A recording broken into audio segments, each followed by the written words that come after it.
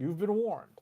So yeah, the title of the episode is The Death of Superman, but is it really the death of Superman? Let's just say it's a big fat maybe. And I'll listen, I do not have an episode guide up in front of me. I'm gonna let Roddykat kind of take us through some of the highlights because it is one of those times, and this isn't the first time I'm going to bring this up, and it's not the only time I brought this up during our recaps of these animated series or live action series or whatever. This is an adaptation, and we have to keep that in mind. It's an adaptation.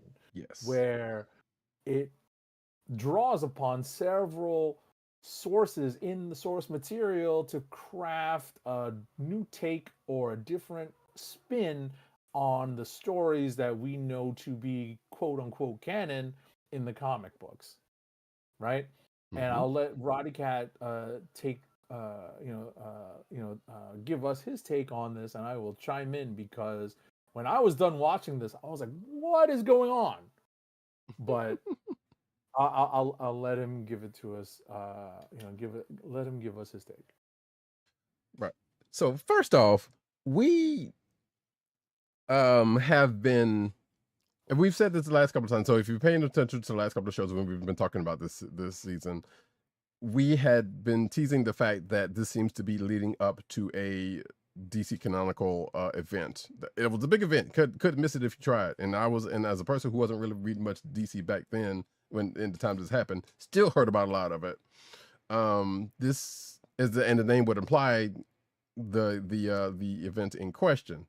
Well, the season has not necessarily been going the way that the comics would, because as Agent 70 said, adaptation, and the pieces were not necessarily in place for to do that anyway. Therefore, we had postulated that this is a roundabout way to do the event with this other character being the big bad, and all of that seems to kind of sort of check out, but it is not as the title actually suggests. However, it also is kind of how the title suggests, because the way this world has been, this adaptation world has been working, let's put it this way, it doesn't get grim. Like, the tone kind of darkens a little bit, but even in that, it's like, oh no, but there's a hopeful thing at the end, so while there have been some sad parts in this whole thing, there haven't been like any true deaths. The funny part about this episode, before I forget, they kind of sort of channeled Invincible for like 5 minutes, for about 2 minutes, right, with a thing that they do, and it's kind of funny. I was like, I see what y'all did there, even though it's not outside of realm of a fight with Superman by any stretch, but still, that being said, this seems more like this is gonna kind of be spoilers, but kind of a Spider-Man No More type situation, than what the name of the title of the show suggests. Right. Now, take that as for what you will before you watch it, because I'm not really necessarily spoiling thing, and even if you don't know the reference that I just made, it's still not really spoiling anything for you. So, I will say that I'm very appreciative of Benji Games. I apologize for giving us this little tidbit where this version of Hank Henshaw is much more Metallo. Oh no, that was Von Gloom. Oh, Von Gloom. I'm sorry. Yeah. My brain is a little taxed in trying to remember that. Von Gloom. Sorry about that. My sincerest apologies. Von Gloom gave us that, and I appreciate that because that's exactly how this played out. And it's not Doomsday. It's also not anything else even remotely related to the original Death of Superman storyline, but it is almost like what would happen if Metallo was actually Superman level powered, right? And that's essentially where this storyline decided to go. And I appreciated that twist, right? Like adaptation. That's where that adaptation went and took the story, and I appreciated that very much. But now we've gotten to a point where we are in Superman, the movie number 3. Is it number 3? Oh, you talking about from the 70s, 80s The movies? film. Yeah, the film Yeah. movies. Is it 3? See, well, Kinda? 3, I guess, kinda. I mean, I think 3 was the one with the fake kryptonite, also, if I'm not mistaken. But Well, 2 or and was that 3. 2? Yeah. 2 and 3? Yeah. Well, two was wait, was it? No, 2 was Son of Jor-El, wasn't it? Yeah. But that was that whole I thing. don't remember. It's the problem is, I haven't But I watched think these movies in so long that I'm right, gonna but I have to think you're Google, probably right. Put it that way. and I'm trying to recall, things that happened many, many moons ago. Right. But to your point, Right, but the point is, we're exploring that, and we're dealing with a Superman that's no longer very super, and we're going to see what we'll see how long that lasts. One, because we're getting some more timey-wimey storytelling through this version of Jonathan Kent. And we'll see how long that lasts, whether or not it's beyond another episode or not. So, I'm interested to see how far they take this. But, again, like I said, please bear in mind this is a twist and definitely a spin of an adaptation on the death of Superman, intertwined with more recent storytelling, like really recent storytelling. When it comes to this version of Jonathan Kent. right? And the movie you in question, I just looked it up. It was 2. I was too. Okay. Yeah, I didn't know those two things. The two things that I saw were together. It was like I thought one happened in one and not the other. But now it makes more sense. And just like Age of 7, I haven't seen these movies in so long. So, but I knew 3. I felt pretty strongly that 3 wasn't the case. But Right. But yeah, so therein lies that. So if you know about that, what happens in that movie, then you got something to go on. That being said, though, yeah, the show, like I said, because realistically, the nature of this universe is kind of more hopeful, bright, cheery, probably definitely geared towards younger kids for the most part. This is why things lined up the way they did. Because I don't think they would have, if they had done Death of Superman proper, it would have probably been a whole lot, not necessarily even grittier, but a whole lot darker at a certain point. And even as dark as it gets in this particular issue, in this particular episode, it's still not like, there's still some hope in there, coming out of it, except for the fact that, hey, a thing that happens. And even some of the old DC, because I think they did adapt Death of Superman into 2 movies back a few years ago. I know Animated movies, yes, right? animated, yes. And I know they was. I don't know about you. After the episode finished, what they tried to point you to afterwards. Do you remember? Oh, you mean in terms of like HBO Max or something? Right, like, hey, here, watch this next. Right. I don't remember. Yeah, I know think it for was me, the Apocalypse Batman Superman. Yep, same for me. So, which is also weird, given that it's like, okay, well, that would have been an opportunity to point to those ones, but they didn't. So, which also kind of makes sense because I think it was because, well, it doesn't make sense, but it does make sense because Kara was involved in that one, if I'm not mistaken. So, I guess given the season and she's around and Supergirl and whatnot, then I guess that would be a reason to point to that. Regardless, yeah, there's really not much to say without getting to too many spoilers. We do definitely see at the end of this that the potential reasoning someone came from the future, still, as tends to happen sometimes, didn't necessarily fix the problem. In fact, may or may not have made it worse. And we might, given that, might be seeing what we thought was going to what we thought was and possibly still is going to be the case as the big bad going into the rest of this season, which is only 4 episodes left, if I'm not mistaken, because I don't think they did a full 10. It's just 9 this time. So if that ends up being the case, then yeah, we got 4 more episodes to get to that point, and or hopefully it's not a cliffhanger, but it's probably going to be, and hopefully they get another season out of it. I apologize, folks. I apologize for conflating Superman 1, 2, and 3 in my brain because, as we said earlier, it's been a long time since we've watched these movies.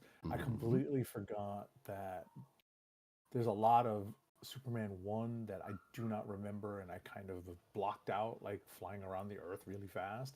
And 2, right, and 2 has has the story of Superman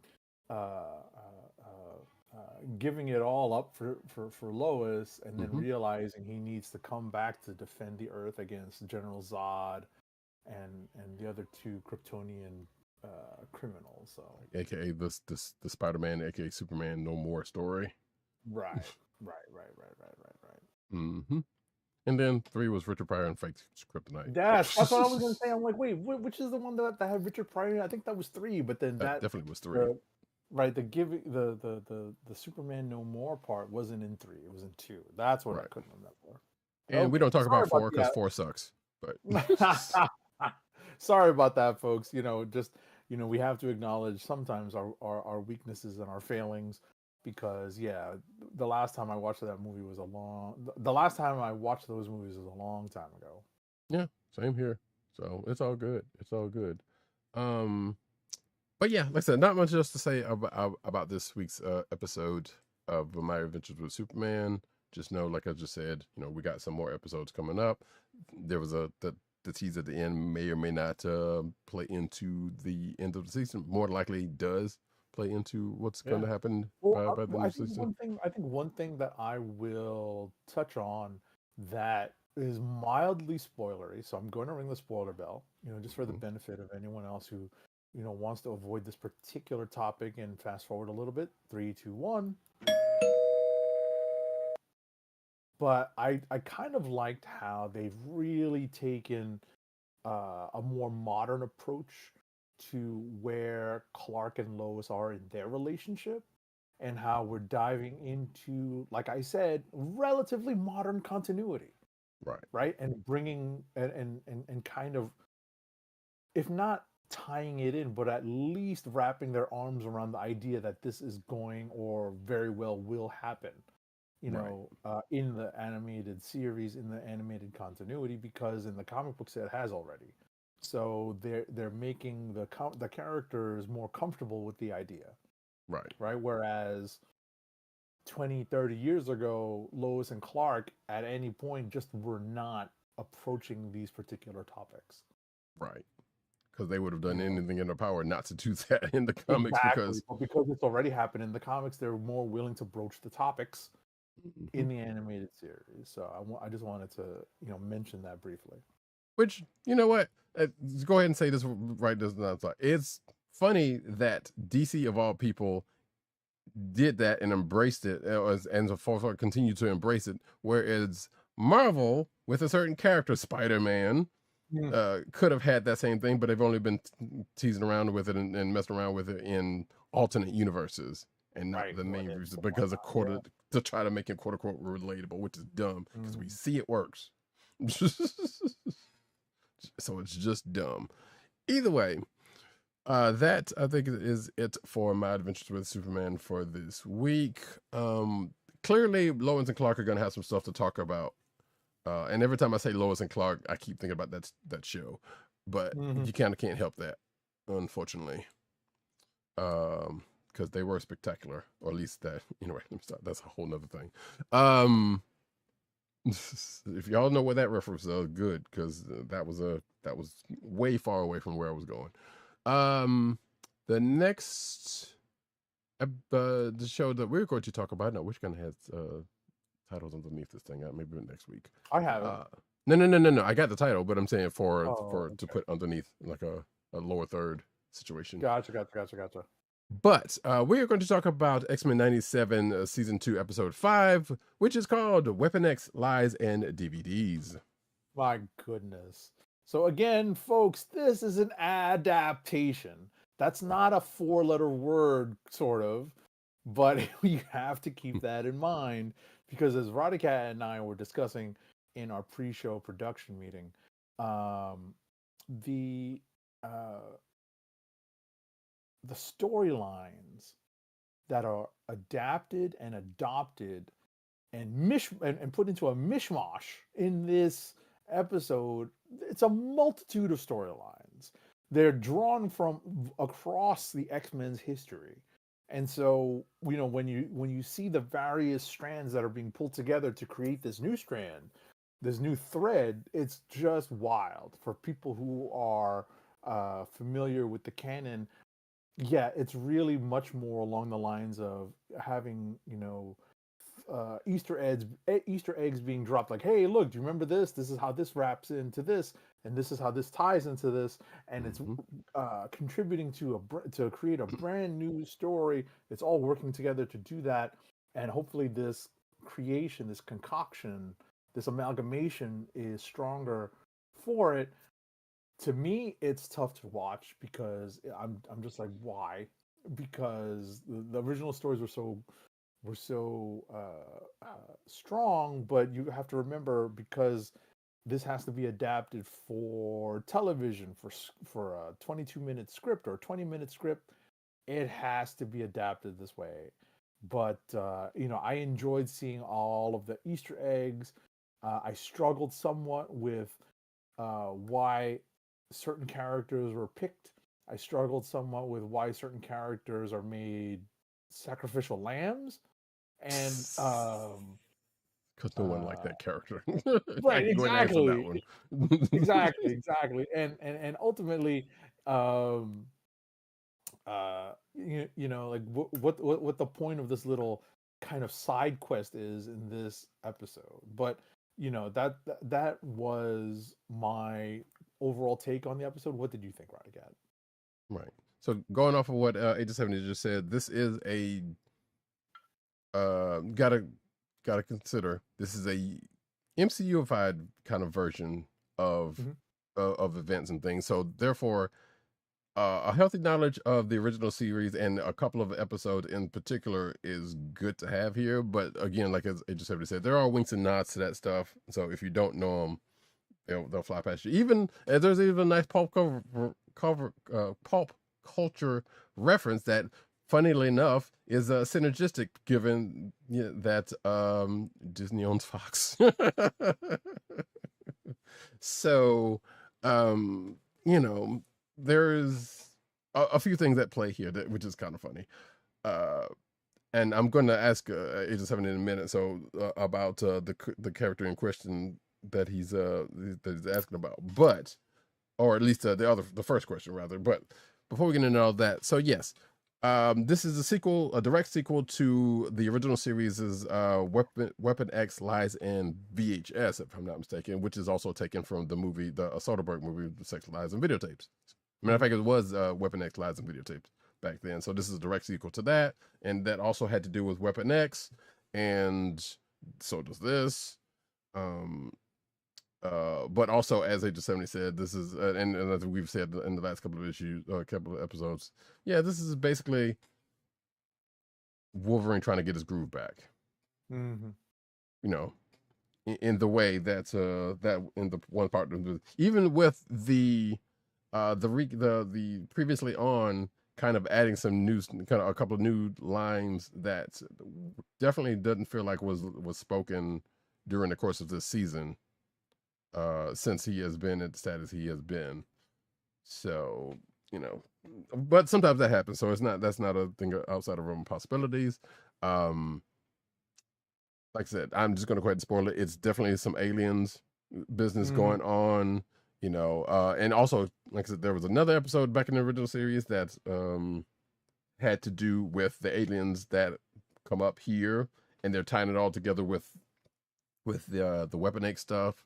And as I just said, a lot of Easter eggs therein. One of which, if you go to this clickbait section, you can of this week's show, you can see a breakdown of one particular set that pops up there. And yeah, I don't know. Like I said, the whole thing was to get to put a thing back in the back box.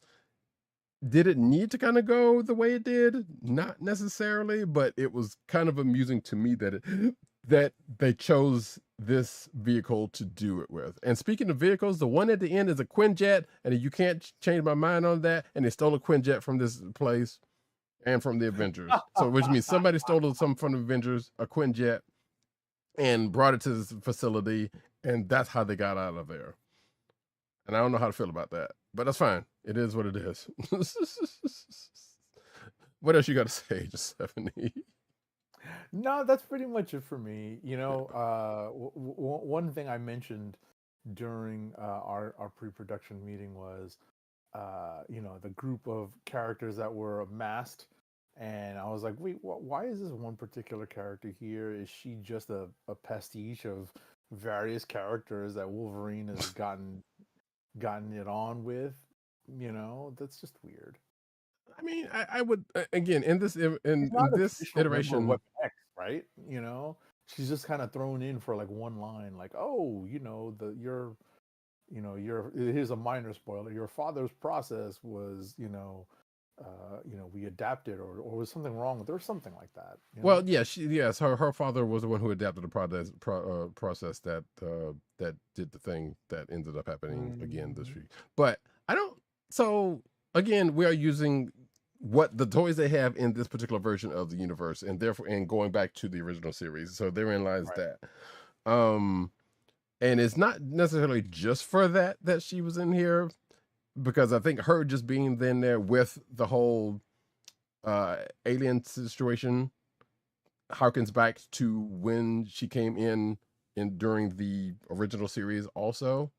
Okay. Because like I said, the X-Men, there was a whole alien thing, not these particular aliens, but a wholly different alien thing that she and the X-Men were entangled in. In fact, that was a two-parter, if I'm not mistaken. I kind of don't remember that. That might be part of the original series that I didn't watch, though. So I think this, if I remember, because I had to find out when this was, because I remember watching it, and it was like third season, if I'm not, either third season or fourth season. I think it was third, one of those two. So I think I was well off the show by then, so. And that's what I was getting to. So if you were off the show by then, you would have probably missed out on that one. And I even think the weapons, the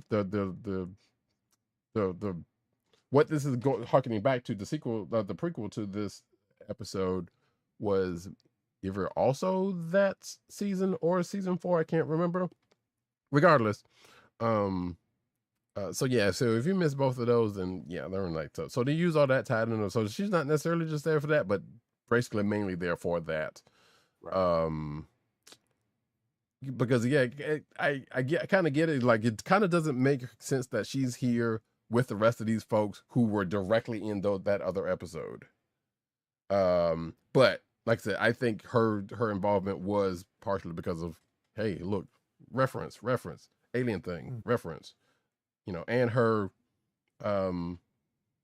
and her familiarity in this universe with Wolverine, and that was the only thing that she was in here for. But it worked, and of course, like I said, the process started. So therein lies that.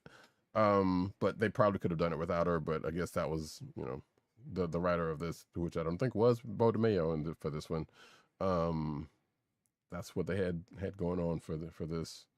So yeah, therein lies that. Like I said, and the definitely was a fan of Aliens, because that came out. If anything came out during the course of this episode, that pretty much came out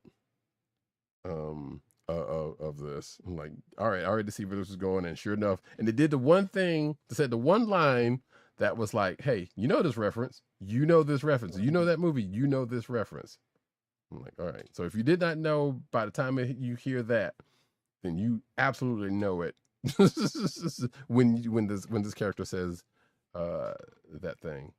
Also, I mean, and I guess the last word on this is like, surprisingly, actually not surprisingly, because it's not like the show hasn't killed off people before, but I don't think they did as much during the original series of this, and they're basically saying like, hey, you know what, these people don't matter, so we can go ahead and kill them off anyway.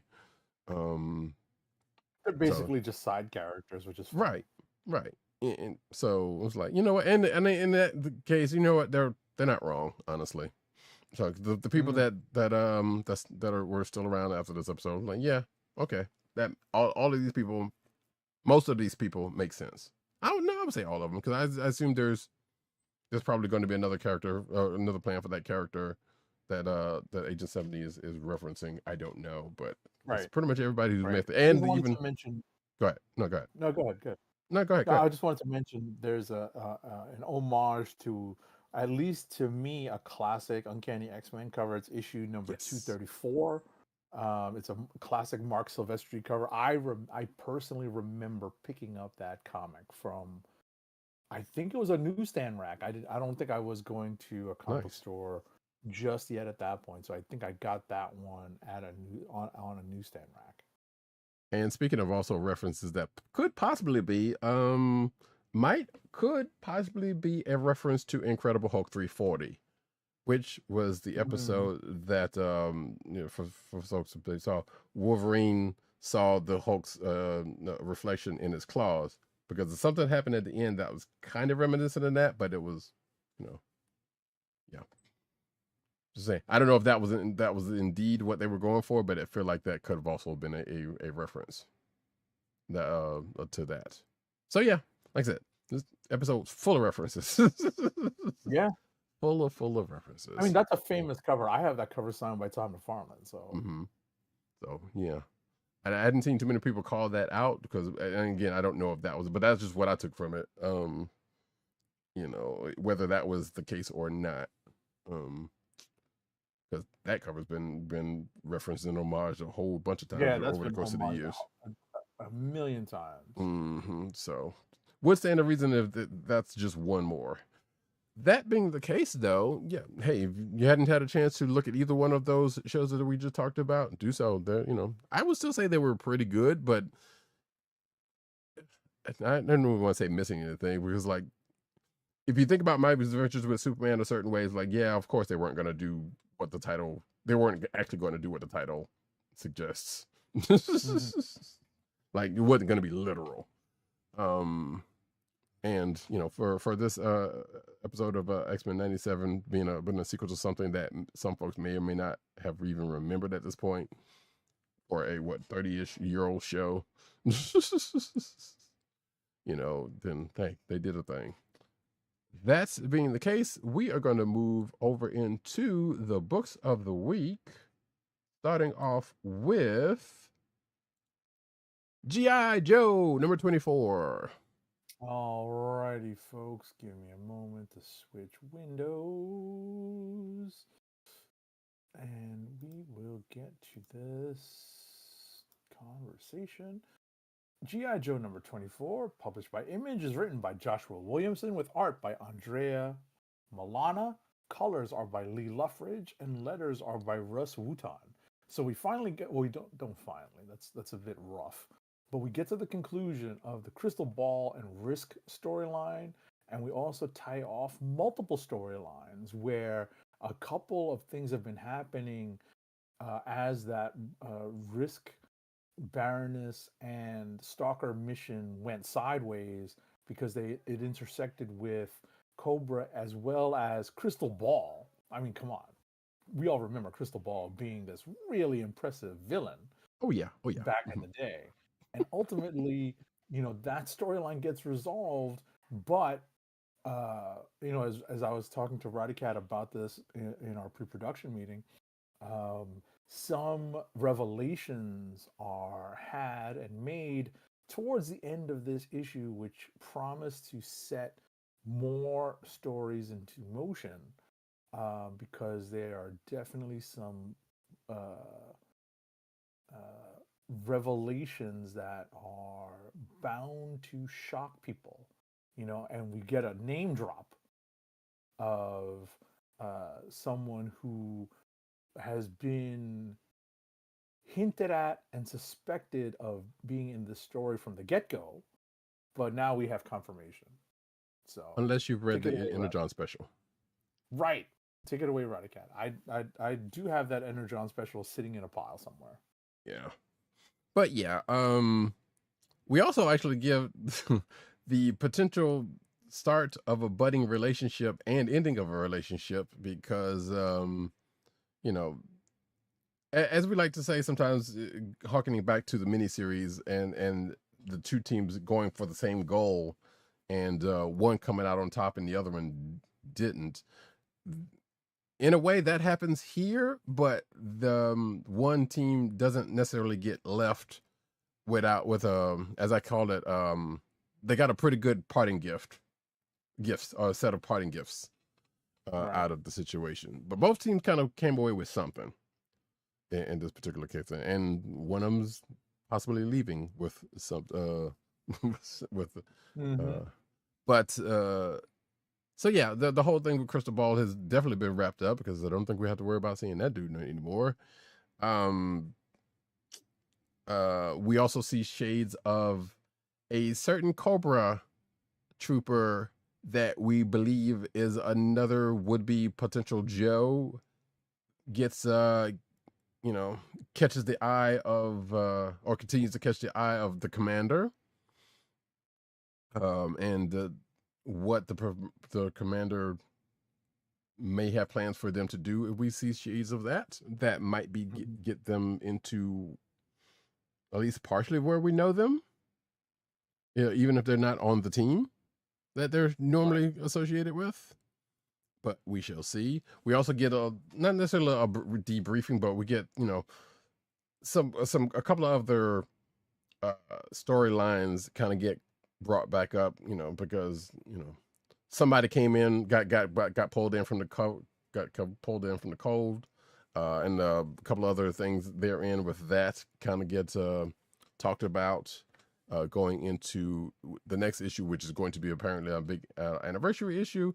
Also gave me questions as to whether a particular focal point of this issue is not going to be on the Joes, and it's not the one you think, but one particular Joe team may or may not be switching to another team that if the cover is to be believed, for the next issue, two teams are going to meet that didn't know about each. Well, one didn't know about the other. Put it this way. And I'm kind of wondering as after that, they're going to lose a Joe from this to the other team. That is my curiosity. I don't know. Like I had it in my notes as a question in reading this thing, but who's to say whether that's going to happen or not? But yeah, and like somebody said, a couple of people find out about a certain person's a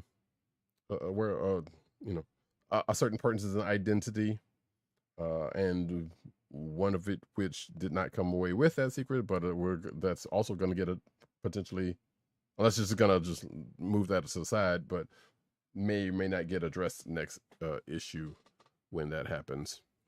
Again, we shall see.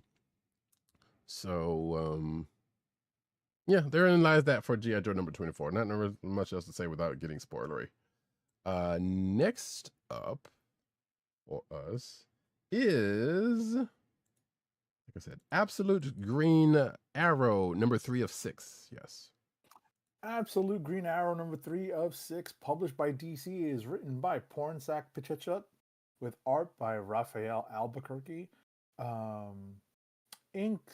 Colors are by Marcelo Maiolo. Sorry, I just left a little bit of information out in my sheet there. And letters on this book are by Jeff Powell.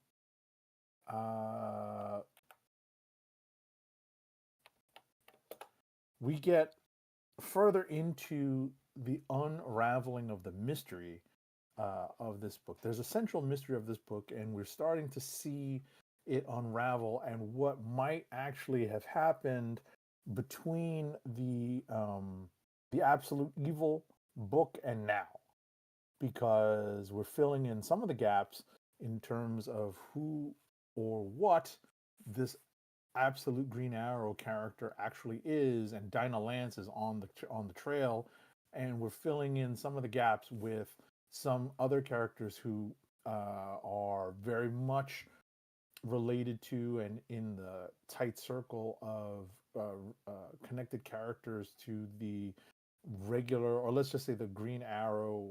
I don't want to say Arrowverse, but the Green Arrow Mythos. corner of the Green Arrow corner of the DC universe. Hmm.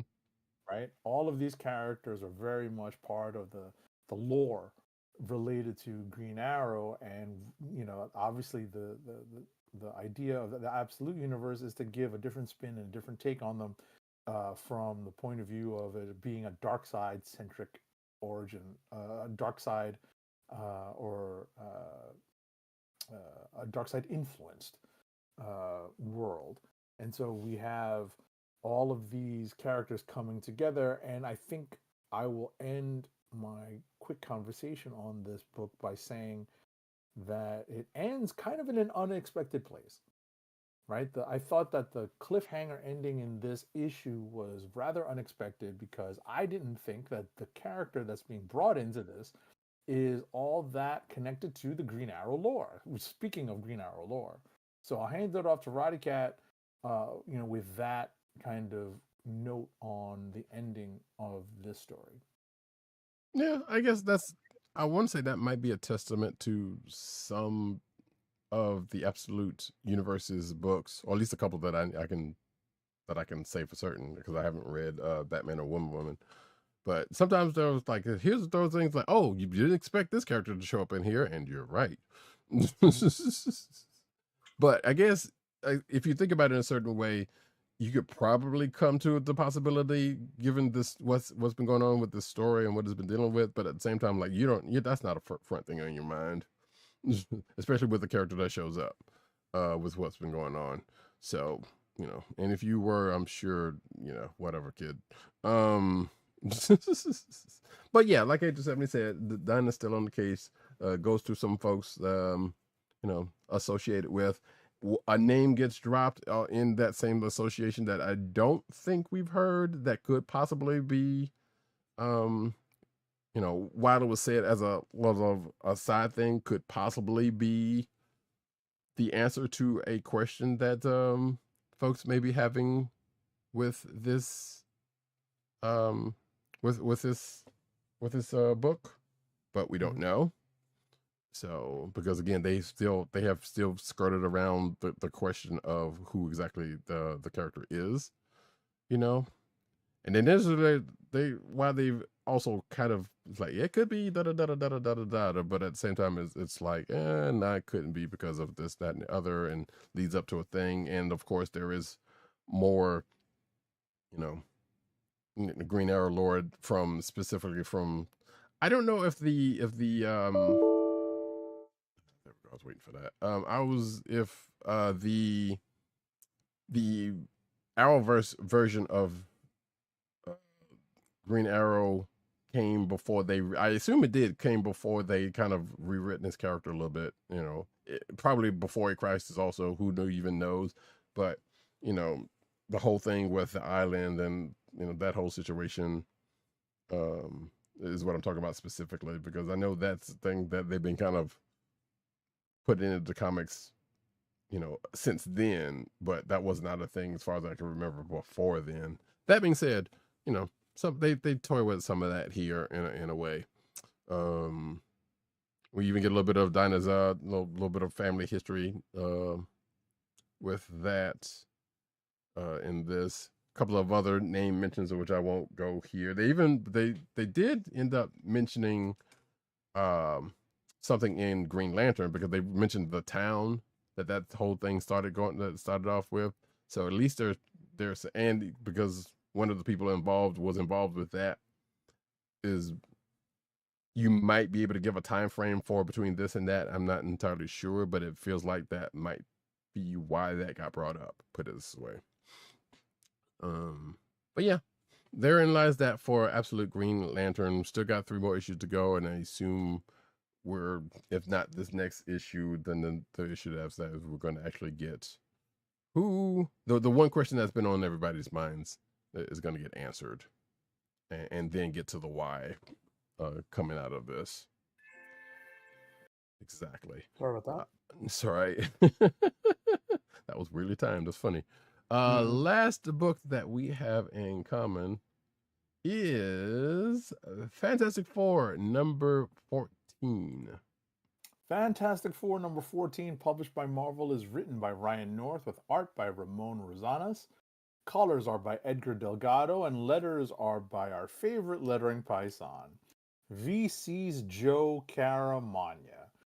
So, one thing I mentioned to Roddykat about this book, again in our pre-production meeting, is that I asked him if he felt smarter after he read this book, because it involves some elements of higher math that you may or may not have delved into in your path of taking mathematics in school. But if you did, it at least started to ring a bell and started to jog whatever recesses of your memory it might have retreated into over the years. But it felt kind of good to kind of dig up some elements of that in over the course of this story, because it is obviously a superhero story that focuses upon Joe and Nikki, the two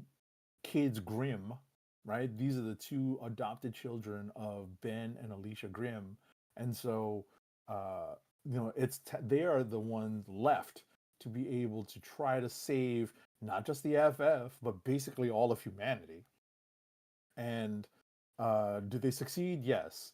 Does it seem like there's some crazy timey-wimey stuff going on? Yes. Does it seem like there's a little bit of AI influence in here? Kind of. And at the end of the day, it just left me feeling just a bit smarter and a bit better off having read this issue. What about you, Roddykat? Yeah, I agree with that. Again, another instance of Ryan North doing a good bit of research, if he didn't already know a lot of that stuff. I don't know his pedigree, but also you just reminded me, I probably should show this episode to my wife. Not just issue to my wife, not that she would care or involved. I'm just like, she was a math major, so I was like to see what she thinks about that part about it. But you brought up something that actually reminded me of something that's in here, and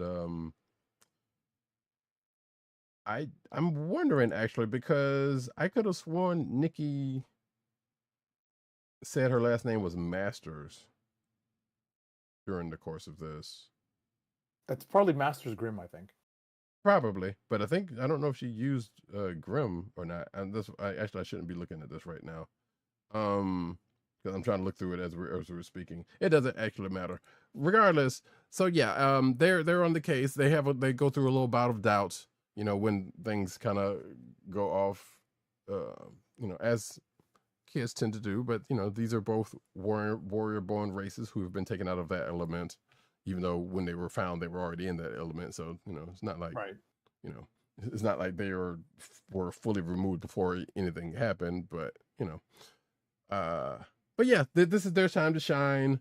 I don't know who would be drinking lactating dog milk, as comes up, because as just like with the math facts, we get some other science facts from Reed in a recollection that the kids have, as they're trying to figure out how to deal with the situation.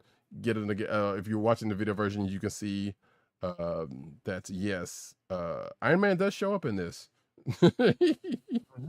Apparently. And I said to myself, you would think Tony would have been smart enough to have enough safeguards to not get caught up in this, but apparently nar. But yes, how they end up fixing this situation is by basically using a lot of Reed's contacts and tools to do so, which ends up being a whole timey-wimey mess, which, as I said in my notes, and I think I meant to mention to Agent 70,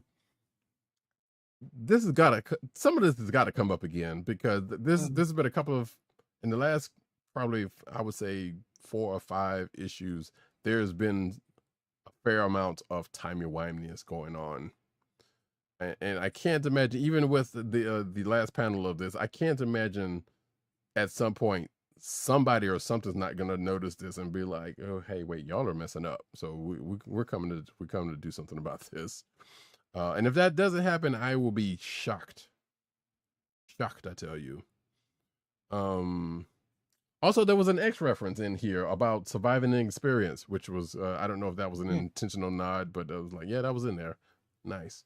This is a procedural click of the week for me, and I will say yeah, and a lot of pie. Watch those pie numbers, folks. But you got go down that rabbit hole. You might get stuck there. That's all I'm gonna say. The backup story is not necessarily a backup story, but basically a Marvel Voices story, which has been going. This is I think we've talked about this. Has been going in the back of certain books. I did not know which books until they hit this one. That where the story landed. But yeah, the backup is basically Hawkeye, Echo, Misty Knight, Daredevil, a whole bunch of other differently abled heroes going up against the likes of Hobgoblin and such, for a Marvel Voices thing. So if you go to that and see that, it's a part 3 of a story that you probably didn't know about because you're not reading the books that it's flowing through. Don't worry about it. I'm pretty sure they'll put all those together into a singular book at some point soon. Right. But just know that that is the book, thing. Right. I was about to say it's crossed over it's been published in all, like the 3 volumes of this have been published in books that I've been reading so far. So I'm kind of keeping up with it, but like you said, I'm kind of anticipating it being published all together in one book and seeing how it reads together. Yeah, because this is the only book, the Marvel book that I mean, not saying that we've been familiar you've with seen those, it but this is the only book that I've come across that has been in. So gotcha. Excuse me. But yeah, therein lies that. And also, in a roundabout way, Squirrel Girl should be pissed, but I don't think if the world is going like the world is going based on what happened, she probably doesn't know. But yeah, that was Fantastic Four number 14. The world's told. I made a Hamilton reference in there, but it wasn't necessarily needed, so I'm just gonna leave it. But you kind of heard part of it just now. Next up, we're going to get into some rapid fire.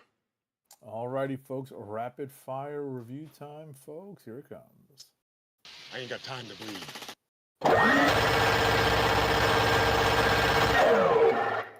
All right, first up for me is Nightwing number 140, published by DC, is written by Dan Waters, with pencils by Dennis Cowan, inks by Norm Rapmund, colors are by Francesco Segala, and letters are by Wes Abbott. So this story, right, this entire story arc that has been illustrated by Dennis Cowan and written by Dan Waters, the central premise of this story arc is that the ne'er-do-wells in Bloodhaven, ranging from the corrupt politicians to the corrupt businessmen to the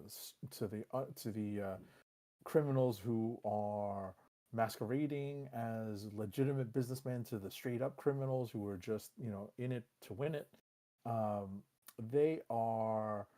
They've tapped into certain forces and certain strategies that are interrelated with real world strategies to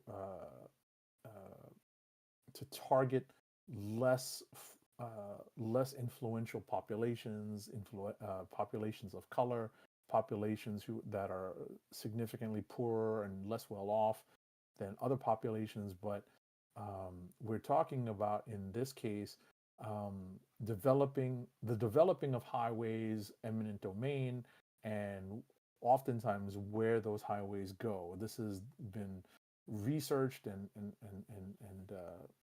talked about, as we've seen some of the effects of the superhighway and the highway construction that have created and divided communities up and down and throughout the United States.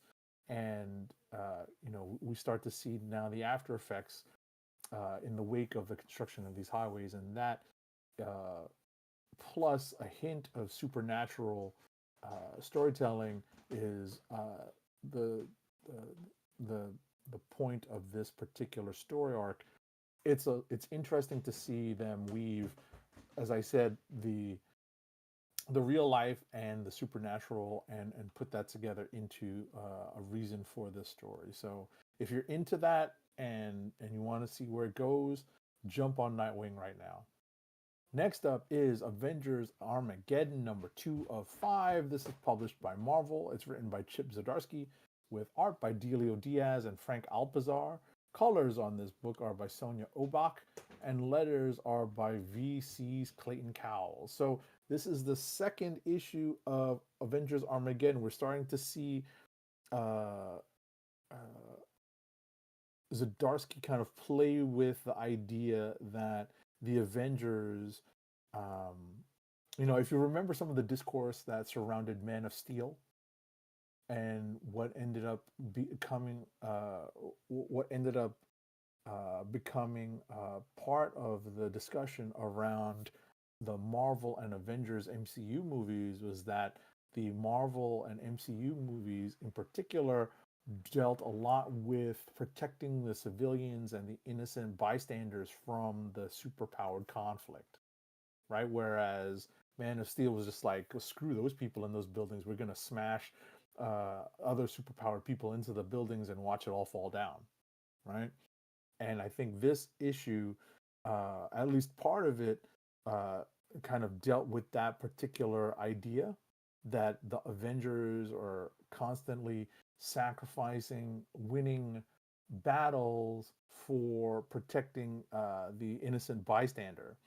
That's definitely one thing, and another thing being that they may not necessarily look to solve problems with any sort of finality when that finality could involve brutality and or straight up murder. That specifically relates to one of the newer revamped characters. It's weird that a newer character has already been revamped. I'm talking about the David Colton Captain America, who's been given powers because of the whole origin box thing, or the Ultimate Universe origin box thing. That's kind of related to a lot of the newer characters and some classic characters receiving new powers. The bottom line here, though, is this Armageddon story is definitely still tied into some One World Under Doom stuff. There's a little bit of timey-wimey stuff at the end of this. We're starting to see where this might all start to tie together, because we are soon going to be in the mid part of this 5-part limited series.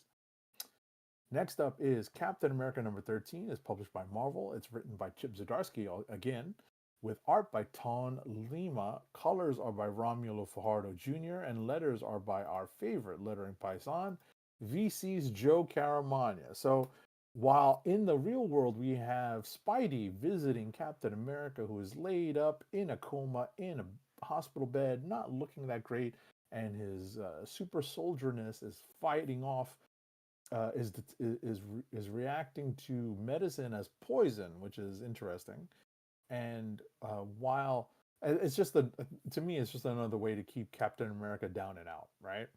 So while Steve is down and out, his spirit has been drawn into hell by one Victor Von Doom, who of course is going to be in hell, and they're trying to take out Mephisto in hell. You gotta love it, right? I kind of wish I had my Marvel Legend Mephisto. I wish I was home to show off my Marvel Legend Mephisto like I did last week.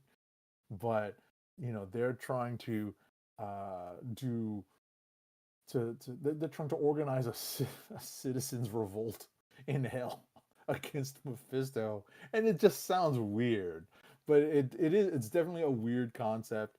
I'm willing to see how Zdarsky plays this with Captain America, kind of leading a citizens' revolt in hell. It's pretty wild.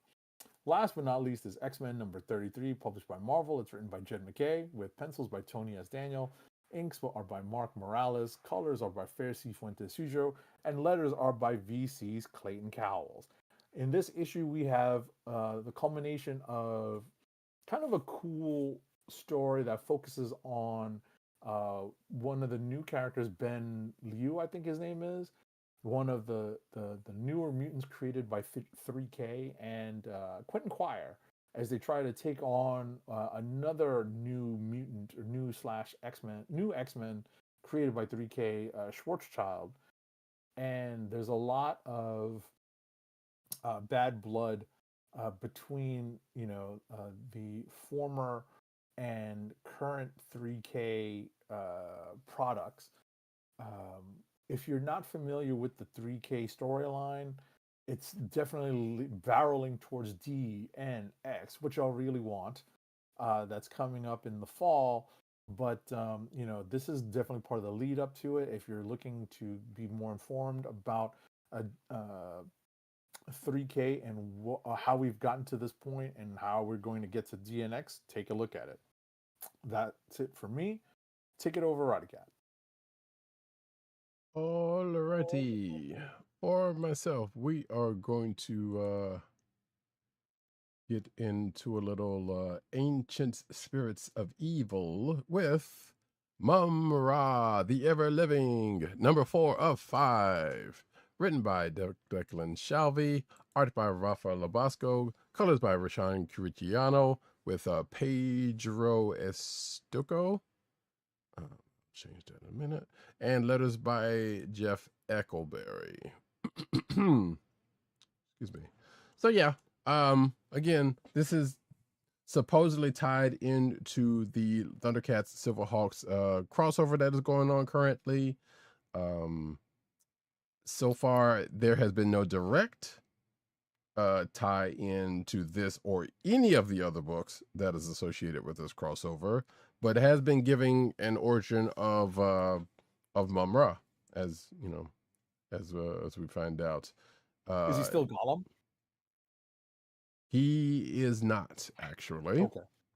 He is his this a version of his transformed form, let's put it this way. Okay.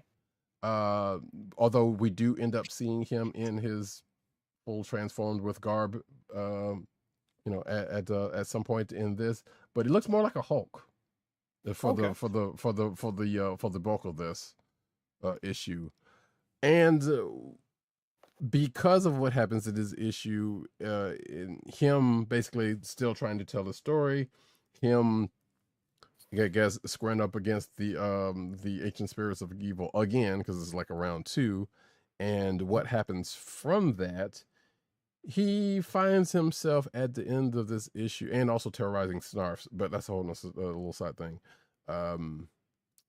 He finds himself in, well, the last place I would have expected him to want to be and or want to be in this whole thing, because at the end of it, let's say a bargain had to be made, an accord was met, and he was sent somewhere, a place. I'm just going to say that if you know where Agent 70 is from, and technically I guess still is, yeah, that's where Mum-Ra finds himself at the end of this, in a particular time frame. For what the reason that he wanted to go there, well, some of that gets explained by the end of this book, but I'm sure we will get into the other part of it, his reasonings, the next issue, which is going to be the last issue of this book. Next up, though, and I'm gonna have my work cut out for me for this particular episode. But excuse me, we get into a little bit of Space Goes. Oh wait, here we go. Space Goes! Annual number 1 shot. Written by David Pepose, art by Jonathan Lau, colors by Andrew Dollhouse, and letters by Taylor Esposito. So this takes place after the last volume, or last issue specifically, where there was this big battle with, Tempest and someone's a life got lost. And there was some timey-wimey business to do with that, so don't worry about it. It's nobody on the current team, but is in a way, and I'll just leave that as that. So we find Space Ghost. Actually, we've come to find out Space Ghost kind of talking to himself, not necessarily, but talking to apparently an actual Space Ghost, or the actual Space Ghost, that they are, I guess, saying that unlike, if you know the Spectre, that might be the closest thing, I guess, or I don't know. There's probably another DC character that's probably closer than. Regardless, the Space Ghost is basically talking to himself because of things that happened in that last thing that he's like, it was like, I don't know if I should be doing this anymore and whatnot, the kids and all this kind of stuff. So that's the whole thing that's going on, which leads to basically an almost a Space Ghost no more type situation.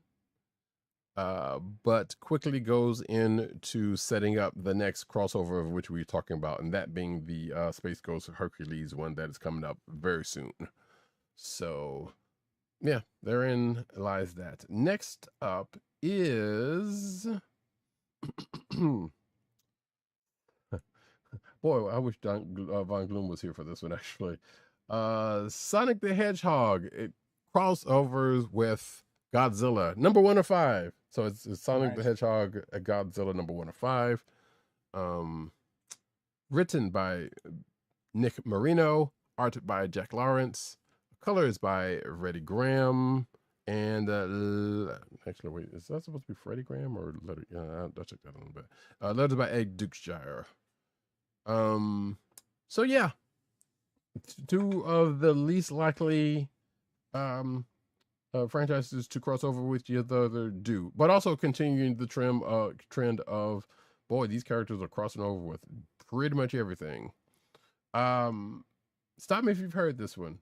Portals open up in Sonic's universe, which kind of almost leads back to the DC one, the DC Sonic the Hedgehog crossover that is still actually going on. Excuse me. But yeah, portals open up. A couple of big kaiju come through. Not the one that's on the cover, but another one in the same vein, and another one that is known for, some would say is pretty useless without a certain specific function that they serve. Come through the portal, kind of wreak havoc on Sonic's world. Eggman's like, "Ooh, hey, what's all this going on?" and kind of is roundabout because, typical day for Sonic. And of course, Sonic, Tails, and Amy are trying to take care of the situation. And of course, one of the characters find out that they may have an affinity with said one of the kaiju. That one gets put to use, and also causes them a little bit of trouble in the end of this. We shall see how that ends up in the next issue. Probably the way you would expect it to. But anywho's, next up is, and as I told Agent 7, I was kind of surprised he hadn't read this yet, but he didn't get a chance to get around to it. Punisher versus Spider-Man, number 1 of 5. Written by Dan Abnett, art by Mattia De La Fonte, color artist Rachel Rosenberg, and letters by VC's Joe Caramagna. So, 2 things to note about this. One, as folks may or may not know, Spider-Man and the Punisher has met up many times over the years. This particular meeting, you can almost kind of date where this is by certain things that show up and happen during the course of this. I'm not going to give too much award, but basically, this seems like it's counting as their second meeting, probably not counting any Marvel team ups. Matter of fact, probably around this time to where this may or may not be set is probably likely. But this seems to be set not terribly long after their first meeting in Spider-Man. but there still feels like there's a little bit of modernization happening in there. So it's kind of iffy until you get to a certain spot. But Frank calls up Spidey, excuse me, to team up with him about a thing, about a particularly new made foe, funnily enough, made for this, that you would think, oh no, this is going to be cakewalk, and ends up being a little bit of a problem for the both of them in a way. I'm just going to say the name right now. It's Father Crime. Take that for with what you will. But in that, you come to find out that both Spidey and the Punisher are kind of have some sort of mutual respect for each other, but also they're thinking the same, because they both are trying to do the same thing at the end of this. Because as we know, the way Punisher handles things is very different from the way Spidey handles things. And it seems like they're both trying to get the other on their side of doing things, funnily enough. And other people are telling them either how to handle it or don't, as we see. And of course, the age-old conversation: should heroes kill or not, or blah blah blah. That kind of whole situation kind of pops up here as well. Even a spider car reference, so that could also give you a reference to around the time of when this is supposedly going on. So yeah, if any of that is of interest, and actually there's a couple of new, I think, newish villains that pop up in this, right off for one reason or another. But yeah, if any of that sounds interesting to you, check that out for yourself. Last but not least is Tigress Island, number 5 of 5, which is kind of funny because the last time we talked about this book, that I talked about this book, was the very first issue. So I guess, sure, why not? But it was created by Patrick Kindlon and Epic, with being written by Patrick Kindlon, and with the art and colors by Epic. So a little thing about this. If you know about the movie Battle Royale, and you should watch it. It's a great movie. There is some let's just say some influence from that. It was taken into it. So a bunch of lesser known, or not necessarily starving actresses, but actresses who have hit upon have passed their peak, I guess, in some ways, or not even, or probably even going to reach their peak in their acting careers. And they're at a certain point in their acting careers, they get called up for this thing, and in that, which ended up being a trap for some rich person to start a harem on a private island type situation, because no one missed these people after all. Well, in the past few issues, they have been trying to escape from said island. Not all of them make it, so slight spoiler there, but it's may or may not be a surprise that who does end up make it out of this, and what they end up going through to handle things that's been going on this island. Let's just put it that way. It's a fairly breezy read if you pick them out. Like I said, it's 5 issues and they all read fairly breezy. There's not a whole lot of text. You might find yourself saying, well, clearly this person's going to make it out of this, and you may or may not be wrong about that, because the end kind of doesn't, well, it feels like it doesn't really state who of the folks involved that were left are still around, but the person you see that is definitely comes out of this is probably not the person you would want it to be, put it that way. But yeah, like I said, if you're interested in that, the art's actually pretty good in this also as well. This is different from a lot of stuff I've seen. There's a little bit of nudity in this issue specifically, which is like a lot of it gets see-through, but you'll see a breast, like a full-on breast in here, they do hide the other parts though, in this, but that's probably the most nudity you will see in all 5 of these issues. Realistically, I think there's probably another time where something happens, but you know that therein lies that. And I say that because just in case you might think about, hey, maybe my kid wants to read this. No, I don't. Maybe not. Maybe not this. Maybe not. Look through it first. If you feel confident in your parenting that's the case, then that's on you. But I would not suggest it right off the bat. But also see Battle Royale because it's a great movie. What up to Von Gloom, who's like, son of a gun, thought you were on movie protocol for Odyssey. We are not, sir. We would have been. No.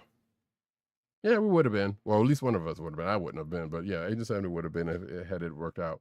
So did not. But he is definitely still going to go see it at some point. I don't care that much, so we'll see. But good to see you, Von Gloom. Actually, we brought you up earlier for a thing, which you can go back for yourself and listen for that. But that's all of the books for me. Let's get into Kliqs of the week. All righty, Kliqs of the week. Here we go, incoming.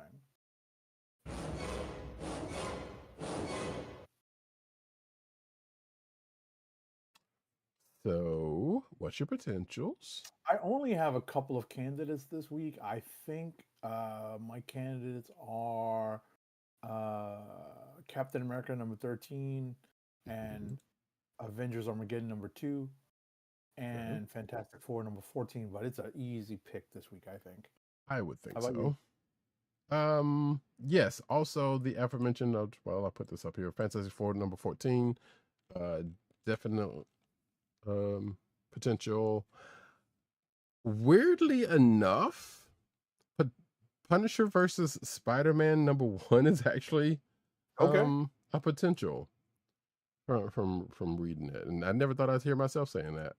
Also, Tigress Island number 5 of 5 is other potential Kliq, but I think I feel like I know where Agent 70 is going with it, and we will be united on this front as to where the Kliq is going to lie on this one. Yeah, I think you're probably on the nose on this one. Fantastic Four number 14 is my Kliq of the week for this week. Yep, and same for me. Those are the books we mentioned, good books, But yeah, I am not necessarily a math nerd per se. I appreciate the maths and all, but this book was like, all right, this was pretty good. Yeah. I mean, granted, we say that about Fantastic Four a lot of times, but and it holds to all those times. This particular one is a fun one, and I'm still waiting to see something's going to come out of this. Something's definitely got to come out of this where it's like y'all are playing too much with what's going on. So, and I'll be shocked if not. Von Gloom says, I'm not gonna read through all of that because I'm gonna give away too much of your business. But that's kind of rough, and I understand that's real bad, man. That sucks, actually. They waited so long to let you know that they had an issue. That's messed up. Yeah, sorry to hear that. Yeah, and that's why I'm only free now, knock on wood. Yeah, well, hopefully the rest of your night, continues to be easy peasy and all. And to answer your question, no, we do have that book, Aliens Killer King Killer. I saw that, but no, neither one of us read it. In fact, I don't remember, because isn't that like issue 3 or something like that of that book or something? I think it is. I'm about to check real quick. So no, it's issue 4, excuse me. So yeah, no, I haven't been checking that out at all. In fact, I think this is the first time I can remember even seeing that book realistically. And we do get, I'm pretty sure we get them, but we got that one. But no, I mean, if you've read it, how is it? I don't know. Like I said, a lot of those, like Aliens and the Planet of the Apes books, haven't been reading a whole lot of it. I think the last one we probably safely say we both read was, and I don't even know if we finished that one, the Aliens Avengers book. I think, yeah, I know I read it. I feel like Agent 7, you started reading it too. Yeah, I think we finished it. I don't did make remember it- finishing it, but yeah, but I remember reading it. I just don't remember finishing it. So therein lies that though. But that's but yeah, that's our click of the week this week. Get into it. Fantastic Four, good book. You know, I understand, you know, some people might not be everybody's cup of tea, and that's fine. It doesn't have to be, but good read, this one. And with that, we're gonna go into the news section. But oh wait, it feels like what if Blade was pitted against Xenomorphs? Yeah, for you talking about that Aliens King Killer book, that makes some sense. I'm surprised they didn't put Blade in that situation. No. That's a kind of a missed opportunity, actually, even though it's not normally his crop of you know, things to kill, but still. But yeah, we're gonna get over into the news section, but first an ad read. Our first ad read for this episode is for Blue Apron's meal delivery service. Blue Apron, fresh ingredients and incredible recipes delivered weekly to your door. Skip the grocery store and make incredible meals at home with Blue Apron, always shipped free right to your home. And now the listeners of the Comic Book Chronicles can get $30 off your first Blue Apron order. To place your first order with $30 off and to help keep our show free for you, go to our network website at cspn.us, that's cspn.us, then click on the Keep Our Podcasts free link at the top of the page. From there, scroll down to the Blue Apron link and sign up for your first order. Blue Apron through cspn.us. Do it today. Now we get into the news.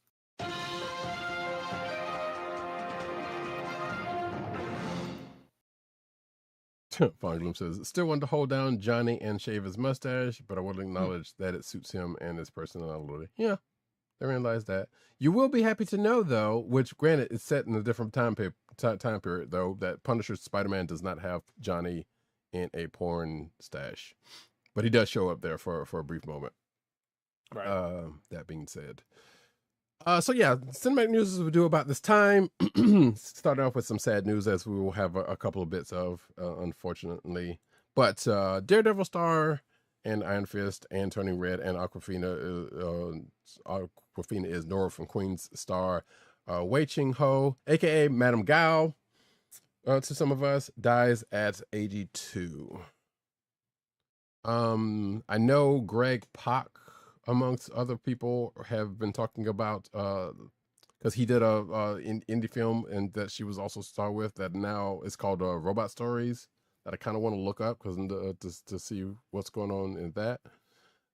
But yeah, he and other people who have out there, you know, saying condolences about the passing of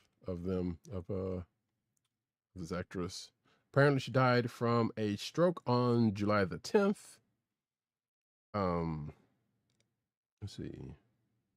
According to one of her, I guess someone that she did a thing with back in 2018. So, yeah, that is rough. That is very rough. I guess this is the last. If you're watching the video version, this is the last picture of her from Tribeca in 2019 festival. Or at least one of them. I don't know. There might have been other pictures, but this is the one that they have in this article. So, and then of course they get into a little bit of her history in that. Yeah, we're getting into those other two as well, Von Gloom. So we will talk about them as well. I should have probably put them all up front. Actually, I am going to put them all up front so we can get that out of the way before Age of 70 gets to the next one. So actually, let me go ahead and do this real quick. Hal Williams of 227 and Sanford and Son star dies at 91. Not necessarily a comic book thing, because I don't think he's done any comic book leaning stuff. But you know, to some of those, to some folks out there, he was a father figure or whatnot. To you know, he meant something to a lot of folks. But yeah, he died on July 15th at the age of 91. Of course, Sanford and Son, he played Smitty, I believe, if I'm not mistaken, the one of the cops, the cop, basically the black cop that would translate the white cops, his white partner's his Gosh, stuff. I remember that. Yeah. As a matter of fact, apparently, according to what one clip somebody posted, he may have been one of the first to mention tea, as in, you know, trying to get the tea way back in the 70s, which is kind of funny. But also he was in. I guess he was in the Waltons. I don't know. But he was in also in 227 with Molly Gibbs, who also sent her condolences. Who, matter of fact, there was a recent picture of them two together. She's 95. He passed at 81. Excuse me, 91. Excuse me. But so yeah, he died at his home in California, according to his representatives. So therein lies that. And the last one is also Sam Neill, star of Jurassic Park and many other things. Is dead at 78. Yeah, per a statement from his family, veteran New Zealand actor Sam Neill has passed away at 78. He was diagnosed with blood cancer in 2022, which we may or may not have talked about that. I can't remember, but had gone into remission by the time of his death. Quote here: "The loss was sudden and unexpected, but blessed by the fact that Sam remained cancer-free, but also fuck cancer," as we continue to say. Mm-hmm. So yeah, there is that. As I get to as Agent 70 gets to the actual next thing.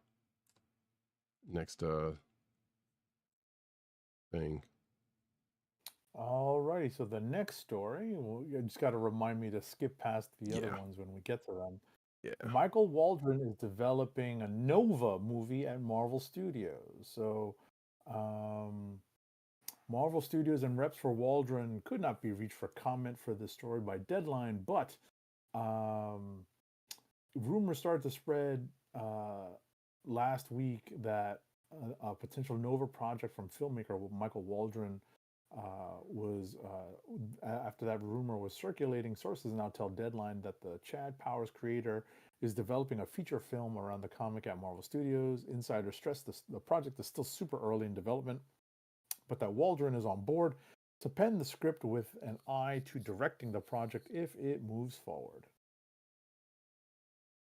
Yeah, I know we had another story a while back saying that they were still trying to get a Nova thing off the ground, and his name may or may not have come up in the running for that. I don't know, but I guess this is a thing and it's still going on. There you go. Next up, though, Avengers Doomsday art provides new look at epic cast, according to this article. So during the presentation at this weekend's Billy World Expo in Shanghai, Marvel Studios president Kevin Feige unveiled new artwork for Avengers Doomsday by the company's former director of visual development, Andy Park, that provides a new look at all of the initially announced cast members, including, y'all know who's all in this, so I don't necessarily have to say, but the folks you expect to show up is going to show up. If you're watching the video version, you can see said art piece right there, and everybody's grouped off into their sections, including one for a certain X-gened set of folks. Yep. So yeah, and there is that, and of course the centerpiece of it all is one Victor Von Doom. So there you go. Next up. All right. So this is a report that God, I completely forgot how we pronounce this. Is Zolo? Zolo? I'm Is not it sure Zolo? either. I'm not Zolo? sure actually. Xolo Mariduena to return as Blue Beetle in James Gunn's sequel Man of Tomorrow. So the film will act as the character's reintroduction into the DCU. This is reported by The Wrap.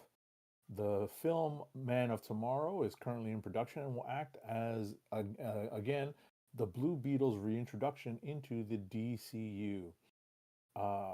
James Gunn previously said that Blue Beetle is the DCU's first character. And, this was in that Blue Beetle movie that was released theatrically in August 2023 under the previous DC regime. Have I watched it yet? No. Neither have I. Because I was just about to say, even though that movie has no ties to the current DC Gunniverse, because of what was just said also. Von Gloom says MF Doom had a better mask. Oh no. You're probably right about that actually. But Cripes, how many guest stars? He also says, does Man of Tomorrow have at this point? given how the first movie, that last movie was, are we surprised that there are going to be multiples of people? Because we know Kara's going to be in it. We know, Blue Beetle's going to be in it, and probably everybody who's shown up in in the first one is probably going to return. So, Right. And whoever else they're going to add, it's going to be a lot of people, just like the last one is. So, shouldn't be that big of a surprise. Probably Batgirl's probably not going to show up, but that's. No. I'm going to harp on that for a good while. Next up, though, speaking of bats, the Batman Part 2's first footage is out, but the movie's release is delayed, according to this Forbes article. So let's see. It says it was supposed to be released last October, then it was delayed 2 years until October 1st, 2027. Now the release date has been pushed back again, according to this article, and looks like the next date is February 18th, 2028. 2028, excuse me, that's going back in time. And the movie won't come out until like I said, according to Matt Reeves, the director, so I guess he would know. This article hopes that that's the last of the latest. Given how long that first one was, I'm sure there's a joke in there, like, yeah, with many delays, it's just they're just adding extra stuff to the film to make it as long as that first one was, which I still haven't seen that either, by the way. So just in case anyone was asking. Von Gloom says John Scooter stored Green Lantern as well. I don't remember. Yeah, I guess that was the case. But I guess if there's going to be a Lanterns tie-in, I'm sure those other two are probably going to show up if it's just John Stewart and Brainiac, right? Because that has definitely been a thing that was mentioned, because I think he's the big bad. So Twilight Batman returns. You'll never see him during the day because he sparkles, says Fine Gloom. Because being played by Robert Pattinson, of course, if you don't get that joke, folks. But yeah, therein lies that. I don't know. One of these days I'll actually watch that first movie. I just don't want to set aside 3 hours to do so. And I don't want to break it up either. But therein lies the thing. Next up. I would get the legal story. Yeah. So from Sacramento to Albany and several state capitals in between, regional attorneys general are steeled to stop Paramount Skydance's $110 billion merger with Warner Brothers Discovery in an antitrust lawsuit that was filed this week. This is coming as barbed threats circulate that the David Ellison-owned Paramount Skydance could exit California in retaliation.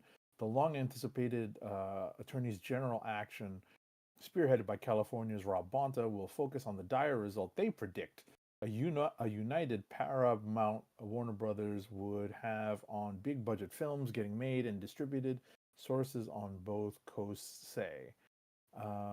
It's basically classic market domination for movies and streaming services, stifling competition, and that seems to be the take on this. A joint Warner Brothers and Paramount could squeeze out other players and offer audiences reduced choice. Classic monopoly tactics. Part of me wants to say, or classic anti-competition, right, antitrust tactics. Yeah, right. Part of me wants to say that, you know what, one part of this, I feel like it's two parts which would be catching up to. You know what, the parts of the whole type of situation, because, like, let's face it, Paramount has things, but not a whole lot. Like, they got Turtles, they got Transformers. Yes, WBD has got a lot of, because it's got the DC stuff and HBO and all that kind of stuff. So yes, you can kind of make a case for that stuff. But even in some of that, it's like you can only make certain case. It's a fairly decent case, mind you. I don't want to give it short shrift, but at the same time, like, those two together, are the scales on that one seem weird from an outsider point of view. Put away with the content that they have equally. But at the same time, fuck a monopoly also. So if it doesn't go through, great. That's being the case, we're going to move on to, and actually I was going to say to Agent 7, I don't think you were going to get this initially, but yeah, it looks like you were. So it was fated, my brother. William Shatner's metal band is making its live debut at Riot Fest. What? Mm-hmm. Yes, you heard those words. Those are the words that are coming out of my mouth. And mind you, Shatner's what, 95, 95, 96. I just want to point that out in case folks don't remember that. So yeah. And of course, they made a Star Trek reference at the beginning of this, which I will not repeat. So his upcoming metal heavy. Oh shoot! Wait, there's another freak. I think there's another article I meant to put in here on this same line, and I will have to pull it up actually. So please hold while I try to do two things at once. That's not Ollie gonna happen. transfers this call. Yes, exactly. But anyway, his metal band's called the Fuckers. I'm sure I will, do the appropriate thing for that and make their live debut at Riot Fest, which is on Sunday, September the 20th. Here's a quote from Shatner. "I've always believed that music, like space, is about exploration," says Shatner in a statement heavy on sci-fi references. "Riot Fest is exactly the kind of place where anything can happen. We're bringing volume, intensity, and a few surprises. With this incredible band behind me, yada yada yada. I expect nothing less than a left off. I can't wait to share his experience with the fans. Honestly, I kind of want to see this, but not pay for it to see it. So hopefully there's going to be some clips out there." Von Gloom says they must sing Rocket Man, and calling back to when he actually did a version of Rocket Man in his own inimitable style way back when, which is still kind of funny. But yeah, hold on. I'm going to excuse me, 870. This is the block where those passings were. So go ahead and get to the one after that while I look up this other story real quick. You got it. So we have a first look at a long-awaited action fantasy epic from director of The Old Guard. So Gina Prince Blythewood has had an impressive career after breaking out with character pieces like Love and Basketball and The Secret Life of Bees. Prince Blythewood has become a major action director thanks to her hit Netflix film The Old Guard and the critically acclaimed The Woman King.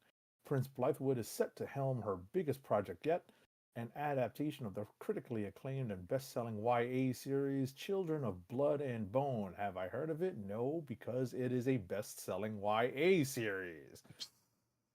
Essence has released the first images of Children of Blood and Bone. The movie features an all-star cast that includes Thuso Bedu from The Woman King, Tosin Cole from Doctor Who, Amanda Sternberg from The Hate You Give, Damson Idris from F1, Cynthia Erivo from Wicked, Chiwetel Ejiofor from Backrooms, Regina King from If Beale Street Could Talk, and many other things. Lashana Lynch from Captain Marvel, Viola Davis from many things, including The Suicide Squad, and Idris Elba from many things, including Beast of No Nation. So, Children of Blood and Bone is an adaptation of the 2018 novel of the same name by author Tomi Adeyemi. The story centers on the heroine Zeli Adebola Bendu in the film as she attempts to restore magic to the kingdom of Orisha while overthrowing a king who has kept magic out of the people's hands. It is the first part in Adeyemi's Legacy of Orisha trilogy. Yes. I know about this book because I've read part of it. I hadn't read the whole thing. It technically it's not comic leaning, so therein lies that. But I know there are names in this that are a part of the cast that are. So therein lies that, which also brings to the next story. And this, unfortunately, so the author Tomi Adeyemi will not watch the film adaptation and says that it's been painful. According to the quote, apparently she is divorcing herself from the film adaptation for reasons. Sounds like things weren't things. I guess it didn't go. Production hasn't gone the way she wanted it, or like the adaptation. Yes, the adaptation sounds like it might not have been the way like she wanted. Excuse me. So let's see. So yes, the quote here is let's see. "I've not seen the film. I will not watch it." Adeyemi says, who also co-wrote the film with Prince Blythewood. "It's been painful holding this back from you all. I'm sorry if any of you thought I didn't care about assuming US more than any glitter. Or us, I guess. I'm not sure which way that goes. It doesn't sound like it's US though. But Adeyemi also shared a screenshot of a DM she apparently sent to Amandla Stenberg, who plays Princess Amari in the film adaptation. That might be possibly one problem with why she's divorcing herself from it. Do not ever use my name in an interview or a video again. Do not text me. Do not call me. She wrote to Stenberg. And Deadline has tried to reach out to Stenberg's reps. So I'm going to assume, and because Amanda Stenberg is light-skinned, and I'm pretty certain that the offer probably wanted a dark-skinned lead for this, of which Stenberg is not. I'm going to assume that is the case here as one reason, citing one reason. As to why she's divorcing herself from it, but I don't know the whole thing, and I don't think this article even says the whole thing outside of what I just mentioned. But yeah, this is from that message I just read. Was yeah. Actually, it does go on here, but we won't. But it does kind of go into, so it doesn't say. But as I just said, it sounds like yes, that might be part of the problem as to why the author is divorcing herself from the adaptation. Now, before we get to the next thing, I'm going to, if my computer stops messing with me. There we go. All right. There's that, and there's that. So yeah, going back to actors doing weird music things. Actor Tom Hardy's next project isn't a movie, it's a rap album with Czarface. Mm-hmm. There are some people who may know who Czarface is, and that's fine, and that's great, and I put potentially one of them, but yeah. Somebody mentioned this on one of the social medias, probably Blue Sky. I can't remember the name for it, but I love their I love their posts.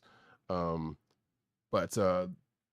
basically saying is like, yeah, actors making boutique albums. They get bored and do albums. It's just a funny thing for them.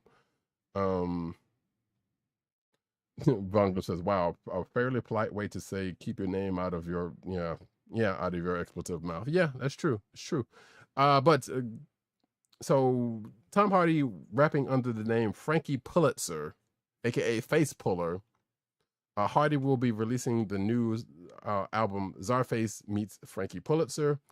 The collaboration with supergroup Czarface, as I said, comprised of Inspector Deck, 7XL, and Esoteric.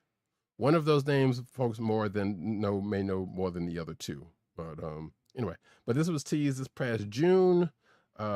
Using an American accent, Hardy hinted at something to come in a video shared on Czarface's Instagram, promising all will be revealed soon. On June 25th, the first single, Brothers Grimm, was released, as well as the announcement for the full-length album. So my first thinking when I saw this is like, Bane's going to be rapping. Mm-hmm. You were not born into hip-hop. You've only, you know what I'm saying. No. So that's all I can think of. And that's funny. I have to hear this. I will let folks know. I will have to listen to this, though, because that's all of that sounds funny. And if you listen to some Czarface stuff, they're good stuff. Actually, so actually they have some pretty good stuff. If you have not listened to Czarface. Now we're gonna get into the one or two pieces of anime news that we have. All right, a little bit of anime news. Pardon you, silly.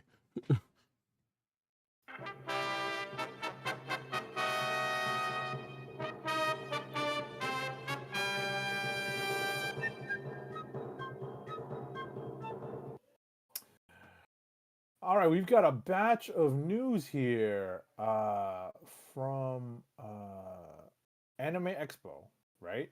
So this is a roundup of some of the biggest announcements. So first up, Crunchyroll announced Solo Leveling Beyond the System, a new anime movie that will hit the theaters. No date was yet announced. The movie will present the next part of Sung Jin-woo's journey, starting from the end of season 2 of the hit anime Solo Leveling. Demon Slayer, Kimetsu no Yaiba, Infinity Castle will head to streaming on Crunchyroll on July 12th. I've already seen banners for this when I log into Crunchyroll, right? Mm-hmm. It's going to be on Crunchyroll on July 28th, 2026. This movie was one of the biggest theatrical hits of 2025, grossing almost $800 million globally.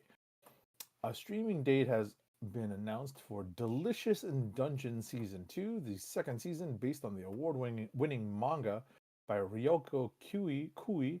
See Delicious in Dungeon Win Manga Awards will begin streaming on Netflix in October 2027. That's not this year, that's next year, y'all. Right.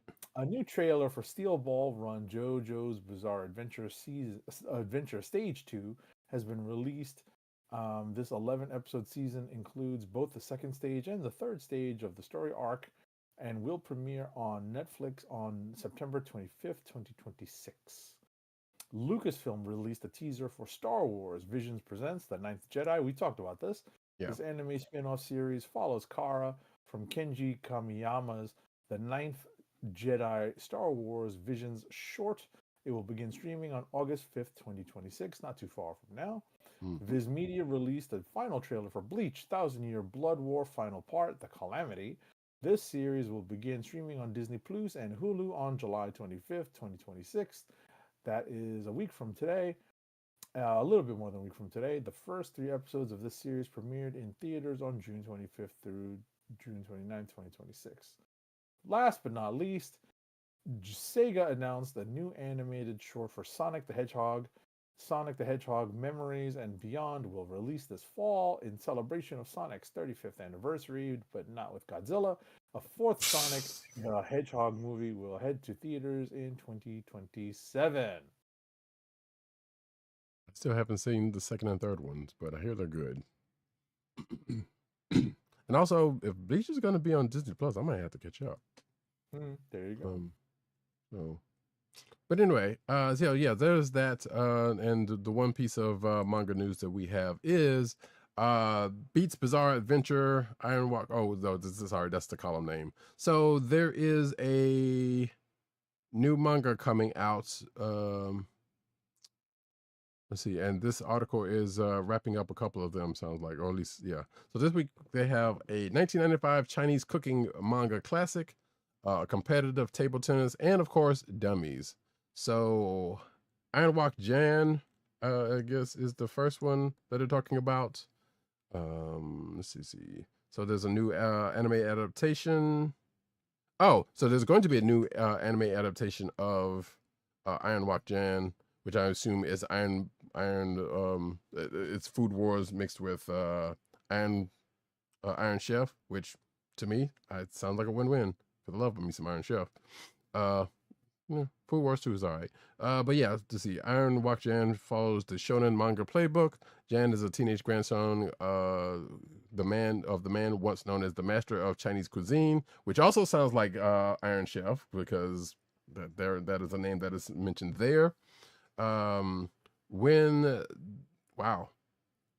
the grandfather unalives himself, the day that he loses his sense of taste, Jan travels to Gabanshu, the #1 Chinese restaurant in Japan, and he meets a person, and I guess he's going to go through this crazy training arc to get like his dad or his granddad.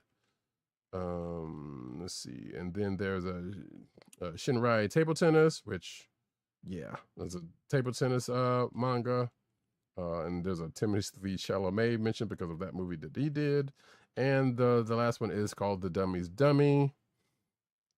Let's see, which the main character has it rough. Her grandfather's dead. Her adopted parents are struggling to communicate with her, and her dreams are hunted by a grotesque fanged teddy bear.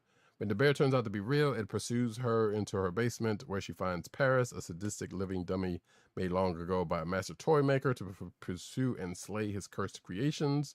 And now they got to work together to do some monster hunting. So therein lies that. If any of that is interesting to you, then hey, they'll be out at some point, because I'm not seeing a direct date. But yeah, it looks like they're going to be. Oh, no, actually, that last one is now on Webtoons. It sounds like. So there you go. Next up, we get into a little bit of comic book news. Oh, we've got some comic book news here, and it sounds yes. pretty interesting. Mm-hmm. Skybound and Image Comics will release Tales of Wonder, a new limited series from writer-artist Steve Gross, colorist Ian Herring, and letterer Pat Brosseau. This is inspired by the history of superhero comics. The book follows Stu Reeds and Jake Crumsby, two estranged Golden Silver Age comic book creators who must reconcile and help save the world when their characters become real Stan Lee and Jack Kirby anybody. Pretty much. Let's see. Issue number 1 will be released September 2nd with several variant covers. This webpage has artwork for the variants. Let's see. Pricing. No info on pricing in this article yet, but that's when it comes out, September 2nd, issue number 1. We may be checking this out. Don't know. I mean, we'll definitely be getting them, but we'll see if we might check this out, see what's up. You can see some pages there as I scroll through. And yeah. Next up, Oni announces artist focus EC one-shots. So they are Artists from the Abyss, David Lapham, number 1. Written by David and Maria Lapham, with Jay Holtman, Matt Kent, and Joe R. Lansdale. Artists from the Abyss, Sammy Cavella, number 1, written by Greg Pak, Chris Condon, and Ben H. Winters. By the way, that first one is coming out in December 26th. That last one is coming out January 27th. And the last one is Artists from the Abyss, Leo Max, number 1, written by Ben H. Winters, Matt Kent, Corinna Becco, and Jay Holtman, which is coming out February 2027. So yeah, there you go. Next up. Mad Cave Studios will publish the second graphic novel by celebrity chef Kim Joy, who was a finalist in the Great British Bake Off, and artist Alti, the creators of Turtle Bread. The new YA graphic novel Quiet has a sci-fi twist. I'm not going to go into the story, but the comic will be published digitally on Comixology Originals in fall 2026 and then in print by Mad Cave in summer 2027. Kim Joy will be doing a signing at the Mad Cave booth at San Diego Comic-Con coming up on July 25th of this month. You know, I came to the realization that I was still paying for Comixology even though it's effectively dead. So I finally killed that fairly recently. So the fact that it keeps talking about Comixology Originals when Comixology doesn't exist, and it's sad news. But anyway, next up, Von Gloom said earlier, his first track talking about Tom Hardy is "Do You Have Power Over Me?" So I forgot to read that earlier. Indie comic creators left in limbo as Comics Wellspring suspend operations.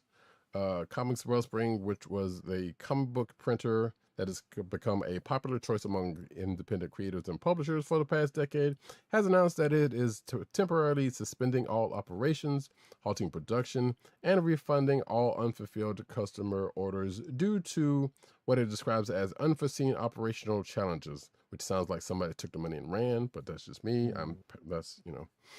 Don't read anything about anything outside of me editorializing.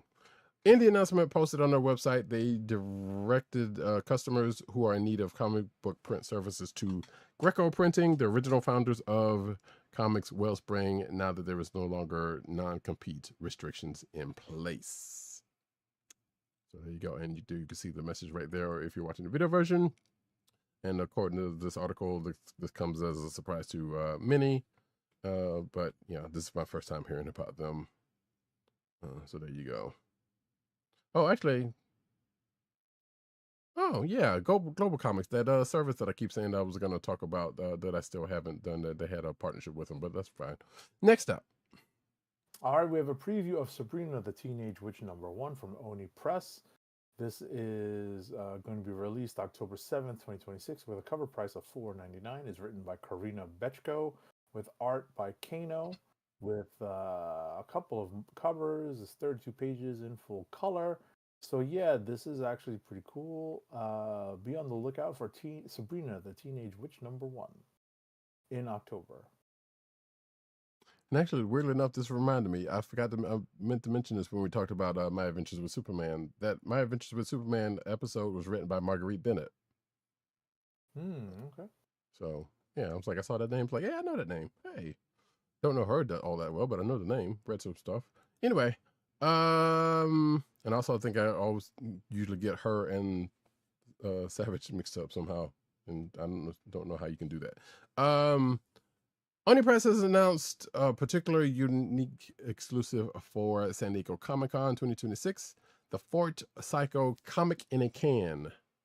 Available in the Psycho Mart at Omnipress booth 1829, that's of course, if you're going to be there, you'll find it. This collectible features a brand new mini comic and a giveaway for original art by Matt Kent. So if you're going to be at San Diego, there is that. It's going to be $25 and is limited to 256 copies. So first come, first serve. And apparently it is a resealable can that has the mini comic in it, which is a short from Fort Psycho, which is a thing I've never heard of, but written by Kent and illustrated by Brian Hurt. There you go. Next up. Following the debut of Exquisite Corpses, Rascal Randy #1 from Image Comics, the Tiny Onion team is bringing the Tri-States Prince of Pain to San Diego Comic-Con 2026, where the character will appear at signings and even have meet and greets. Good God. Exquisite Corpses, Rascal Randy is the first Exquisite Corpses spin-off series written by Tyler Boss, illustrated by Dylan Burnett, colored by Jordi Belair, and lettered by Becca Carey. It looks at the horror of IP and the creators who make it. Love it. Oh, the horror. Right. Yeah. So wait, hold on. Oh, okay. Sorry. It looks like they've got a schedule. I'm not going to go into the entire schedule. It's pretty vast. It's pretty extensive, that is. So you want to take a look at the Tiny Onion signings posted on this website. Yeah. There you go. And they do have a couple from what I'm seeing. So there you go. No. Oops, and I didn't mean to do that. IDW announces TMNT. Yep, I knew I did that. I didn't mean to do that. Because you click on the thing and it's a whole ass banner. I hate when they do that, but it's a thing. IDW Publishing has announced several San Diego Comic-Con 2026 exclusive. By the way, this is why I said the thing I said earlier when we first started the show. Exclusive, so to celebrate its summer release slate, including Godzilla, Hello Kitty, Teenage Mutant Ninja Turtles, and more, SDCC variant covers by the talented artists like Godfall, Mirka Andolfo, and Chuck Yu, and more. IDW will be at booth 2729 throughout the convention with exclusive covers and free giveaway collectibles while supplies last. And there's a list of stuff that is a sampling of what's going to get given away. Give it away now.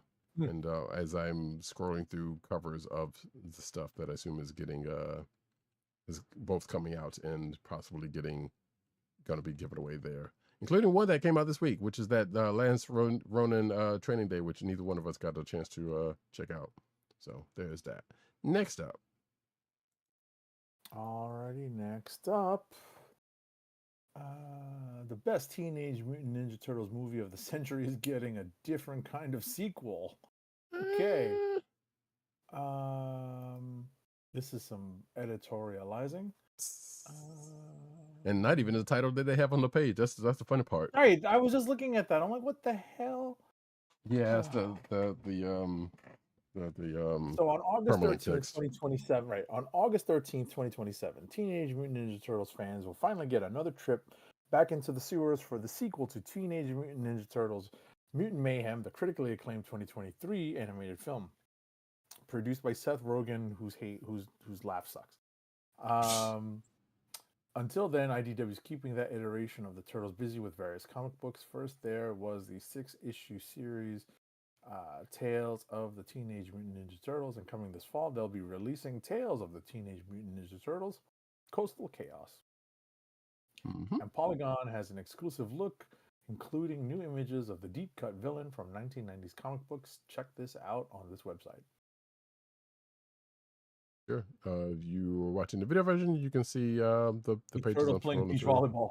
Yeah, yeah. And whatever's going on here in this next couple of panels. So yeah, I'm assuming that's Mondo right there on the surfboard because that makes a whole lot of sense. Yeah, they were nice. There was that, I guess. Wonder Woman 35 preview. Steve mansplains Dinah's origin according to this article. So actually that came out this week. So the Steve, Trevor, and Trinity racing through time to stop the Matriarch's campaign. Steve Trevor narrates Wonder Woman's origin story during their time travel journey, revealing Dinah's past through the eyes of the man who loved her.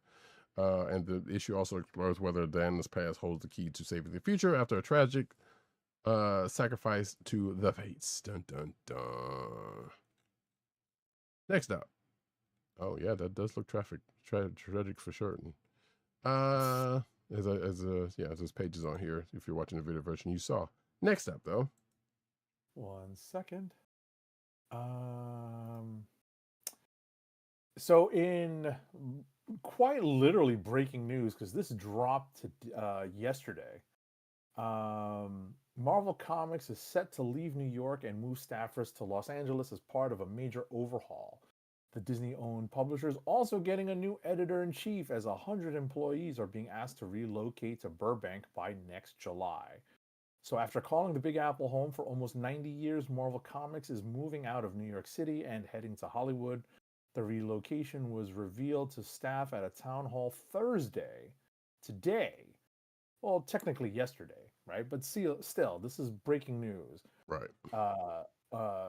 This was revealed at the town hall on Thursday at Marvel's New York office in Midtown, where employees were informed that its publishing division will be pulling up stakes and transferring operations to Burbank, California, the current headquarters of Marvel Studios and corporate parent, the Walt Disney Company.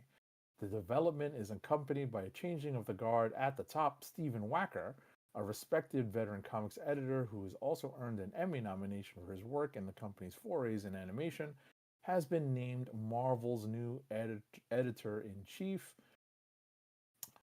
replacing outgoing chief C.B. Cebulski, who had steered the division since 2017. Cebulski will still remain part of Marvel, however, as he will be moving to Japan to spearhead, probably under his real name, he will be moving to Japan to spearhead the company's push into manga, among other things, as editor of Asia Originals. Both changes are meant to reinvigorate the comic book side of the company, which has been overshadowed in recent years by the success of Marvel's movies and by a creative slump that saw it lose its position as comics market share leader for the first time this century. Marvel chief Kevin Feige installed new leadership, and the relocation of its comic side to Disney's Burbank base represents a long-term investment in what he believes underpins the source of Marvel's storytelling. Yeah, this basically follows suit with what DC did by moving their base of operations out to Cali as well. Yeah, they mentioned that in the under the title. But at least from my personal perspective, I mean, I don't mind that Cebulski's out and Wacker is in, but moving from New York City is pretty big. I was going to say that because the big two are now right. It's much more central to Marvel than it is to DC, like as a character, right, as a spirit. And I'm wondering if any of that is actually going to be lost. We don't know. Yeah. I mean, I doubt it settings wise, but maybe feel wise, I don't know. But yeah, that was like that, because that sucks. Like, wow, and so the big two are not even in New York anymore. Mm-hmm. So, and I don't know. Wait, or who? I mean, and granted, it's not like everybody in comics was in New York or far from it. But the big two being there was a thing, and as you just said, Marvel specifically. you know. So, and I do love how you and Von Gloom had two sides of the same joke, because Von Gloom had said a similar joke about Cebulski from the other side of that. Let's just say. Okay. Gosh. So that's funny, but yeah, that's the thing. We'll see how this all shape up. I feel like we probably saw this coming also, or you could possibly see where this was coming at some point. But you know, I don't know. Well, I mean, look, synergy. We've made Right. jokes about that going back ages. Once Right. Disney took over, Marvel and the MCU became such a big factor in publishing, as opposed to being the other way around. We understand that synergy is definitely something that they're all looking to create across the board. So here's the quote. I don't know if you were going to get to it or not, but it says, "While our Oh, network of I might have missed it, so go ahead. No, go ahead. while our network of writers and artists is now an international operation, New York is still woven into our DNA, and that will never change.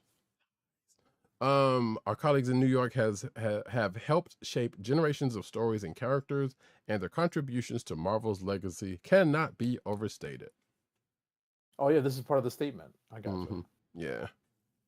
This is part of the full memo to the staff. That's crazy. And that's from Brad. Yeah, and that was from Brad Winderbaum. Mm-hmm. So, yeah, sure. Anyway, next up, we'll see how that all works out. I probably should have moved this one actually and not put this. Probably should have put this in the clickbait section. But nevertheless, Scott Snyder at Marvel, the absolute Batman co-creator, reveals that he was in talks with Marvel. And pitched a full Marvel initiative when DC didn't say yes immediately to the absolute universe. So, you know, the quote here is, "I've approached Marvel before when I was off from DC about going over there, but it just never worked out." Skyler says during the AIPT Comics podcast, "When I was coming back, I thought a lot about Marvel or DC and did approach Marvel. I approached DC first and was like, look, if I come back, I really want to do this thing that I've been thinking about, the Absolute Universe, and Joshua Williamson will do the main universe." They were really enthusiastic, but it's a big initiative and it took a while for them to okay it. During the period, he was very open, as he told Marie Javins, "I'm going to reach out to Marvel too." And she was like, "That's fine." I reached out to them. They were enthusiastic in a way, but didn't really have a spot for me at the time. They mentioned one series, but I just wanted to do more than that. I was really on a mission. He goes on from there about what he pitched to Marvel, a little bit of it anyway. And as we know, it didn't work out, and this did. Tony has done it again. And it's presumably it's not Scott Snyder. But anyway, next up. So Marvel has announced its panels, booths, and more for San Diego Comic-Con 2026. That's coming up super soon, next week, folks.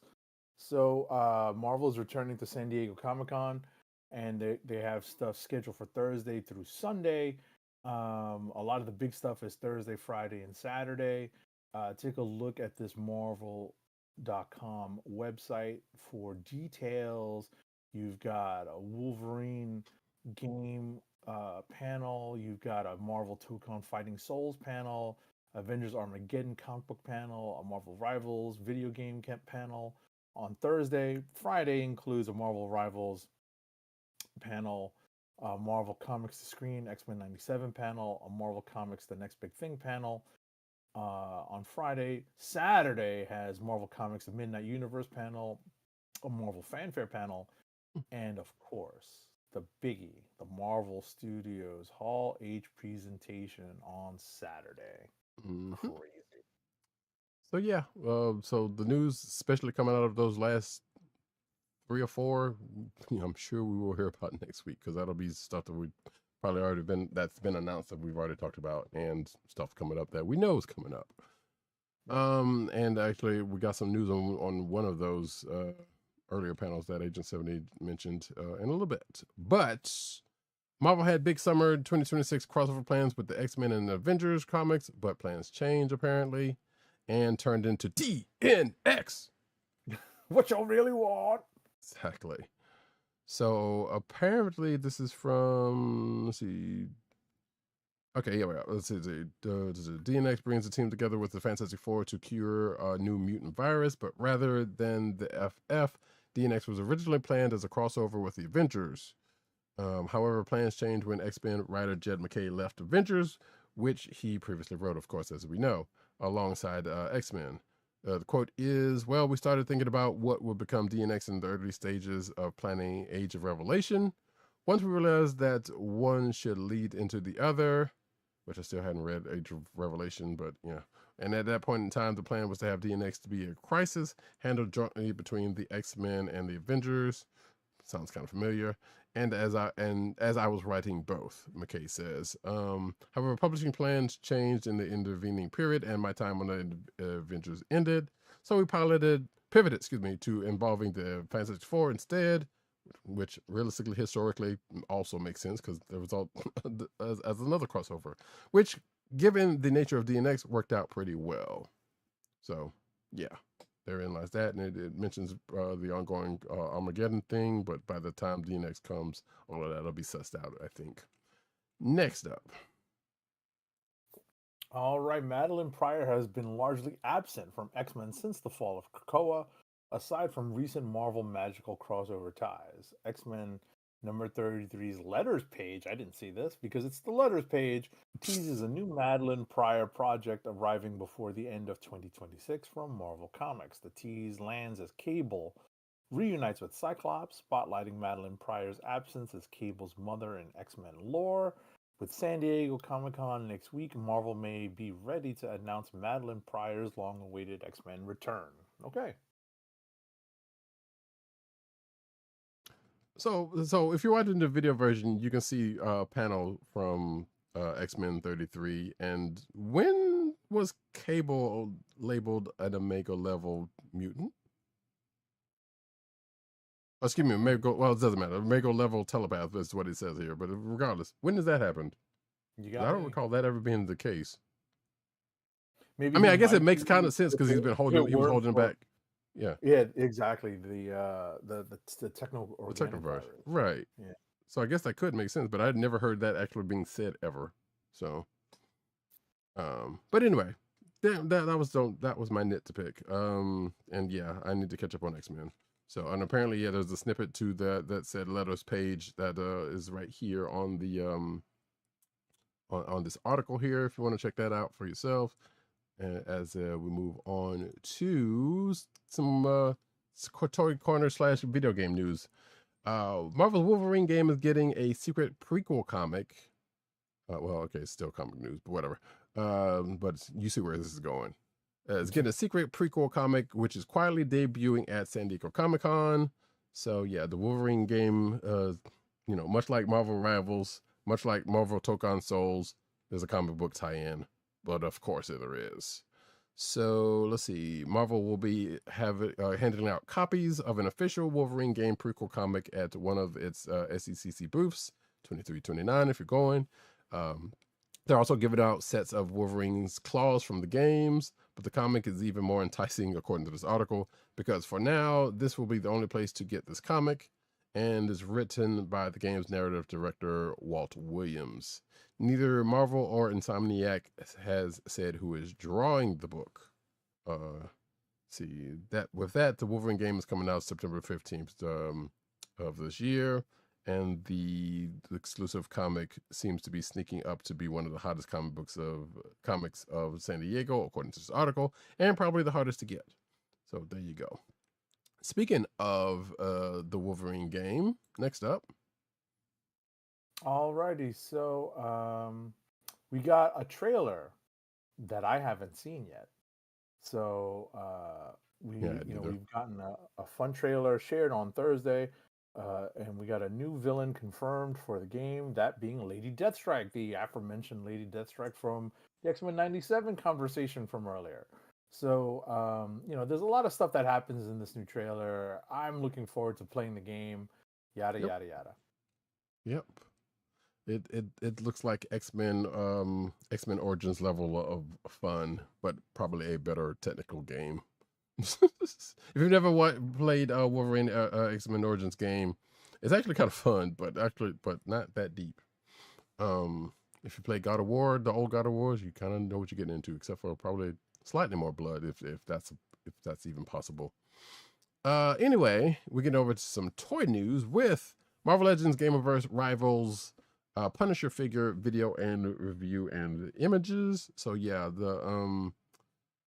there's gonna be a Punisher figure for the Marvel Rivals Punisher. You can see there's a video there of it. You can see pictures of it also as well in this article. There he is alongside Venom, the Marvel Rivals Venom version, Jeff the Shark. There's the back of the box, and for some strange reason, the UPC code, and therein lies that. So yeah, if you're interested in a Marvel Rivals version of the Punisher figure, it'll be out there. It doesn't say when it's coming out though, but yeah. Oh wait, it's available from places. So $34.99 if you want to pre-order it. Looks like from the one place that you can see on your screen. Not a sponsor, that's why I ain't saying the name. Next up. This is actually kind of a fun little news story. So at SDCC, Mattel is going to put out exclusive Hot Wheels toys from a line titled Fandom in the Fast Lane. It's going to involve stuff from Top Gun, Stranger Things, and K-pop Demon Hunters. And the Top Gun Hot Wheels for Top Gun 40th anniversary set comprises an F-14 Tomcat model and an MiG-28 model aligned one on top of the other. This is the inverted role that Maverick and Goose find themselves in one of the opening scenes of the movie, the opening battle scene in the original Top Gun. So that looks pretty cool. It's very miniaturized because it's Matchbox, but or Hot Wheels that is. But that's pretty cool. The next one is, oh my god, the Hot Wheels Stranger Things 10th anniversary. Stranger Things has a 10th anniversary. What? I'm too old for this shit. Good God. So you get the Hawkins van that's being catapulted in the air over the kids on their bikes. So yeah, that's pretty cool. And finally, and last but not least, you get the Hot Wheels K-pop Demon Hunters Porsche 911 GT3R, featuring the design of the lovable demon cat Derpy Tiger. So that's pretty cool. Yep. And all of that he was describing was being shown on the video version, so you should check out the video version sometime. McFarlane Toys unveils DC Classic Wonder Woman Collector's Edition.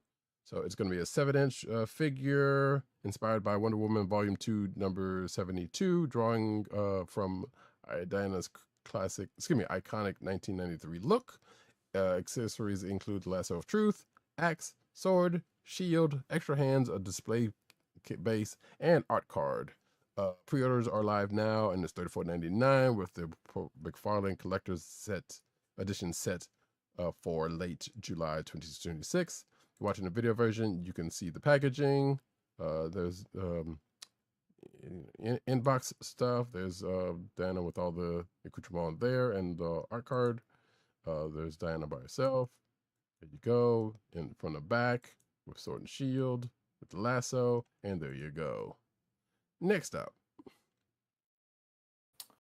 The first assortment of 1/12 scale figures based on Amazon's Invincible animated series went live. Wave 1 includes Invincible Deluxe Battle Damaged, the Invincible character, Deluxe Battle Damaged, Kid, Omni-Man, and Conquest. Each figure includes interchangeable portraits and interchangeable hands. Pre-orders kicked off at noon. Not sure what day, but I'm sure they're already underway. A few days ago. And you can get pre-order links for Entertainment Earth and Big Bad Toy Store. It says battle damage, but Oliver still has his jaw, so that's just mean, man. But definitely the Invincible figure is definitely has some wear. on it. Mhm. As does Conquest. So yeah. As is Conquest, yes, correct. Even though it's kind of slight on him.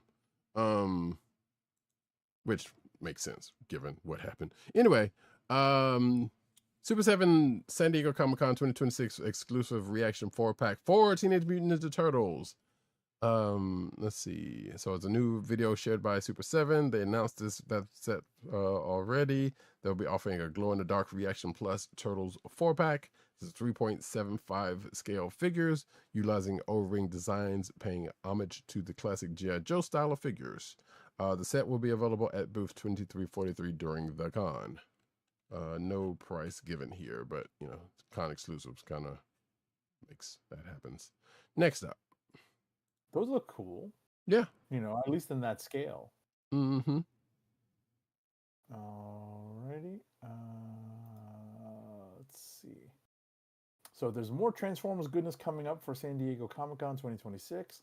As the annual event breaks out the event schedule, there's a special event for Hasbro Pulse. So Hasbro Pulse enhances Transformers canon of collectibles and toy panel. The special event will be going on Sunday, July 26th, 2026, 1:45 to 2:45. And that's wild because Sunday is usually a quiet time, so you may have a good chance to get into this panel. Mm-hmm. Although it's still early enough in the day that I'm pretty sure they'll still be there. People will start packing up like around this time after this, I would assume. Right. This is definitely one of the last things you want to try to catch. Yeah, which maybe that was calculated. Who knows? Mm-hmm.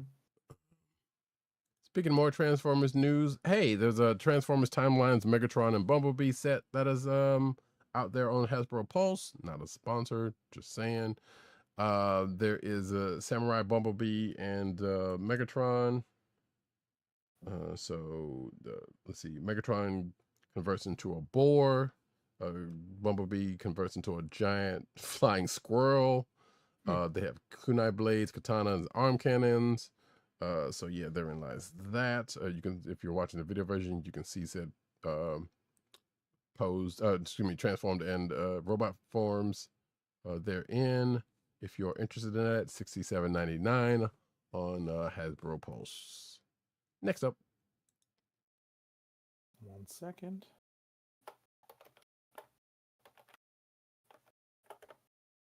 Alrighty. So I want to say maybe skip this one. Skip and go to the next one. Okay. Yeah. Energon up to Optimus Prime? Yep. Energon, Optimus Prime, Dark Energon, Megatron, Transformers Age of the Primes box images. So this is just in from at Robot Kingdom. We have the box images for the Transformers Age of the Primes, Energon, Optimus Prime, and Dark Energon, Megatron leader class figures. First seen at 2026 Billy World.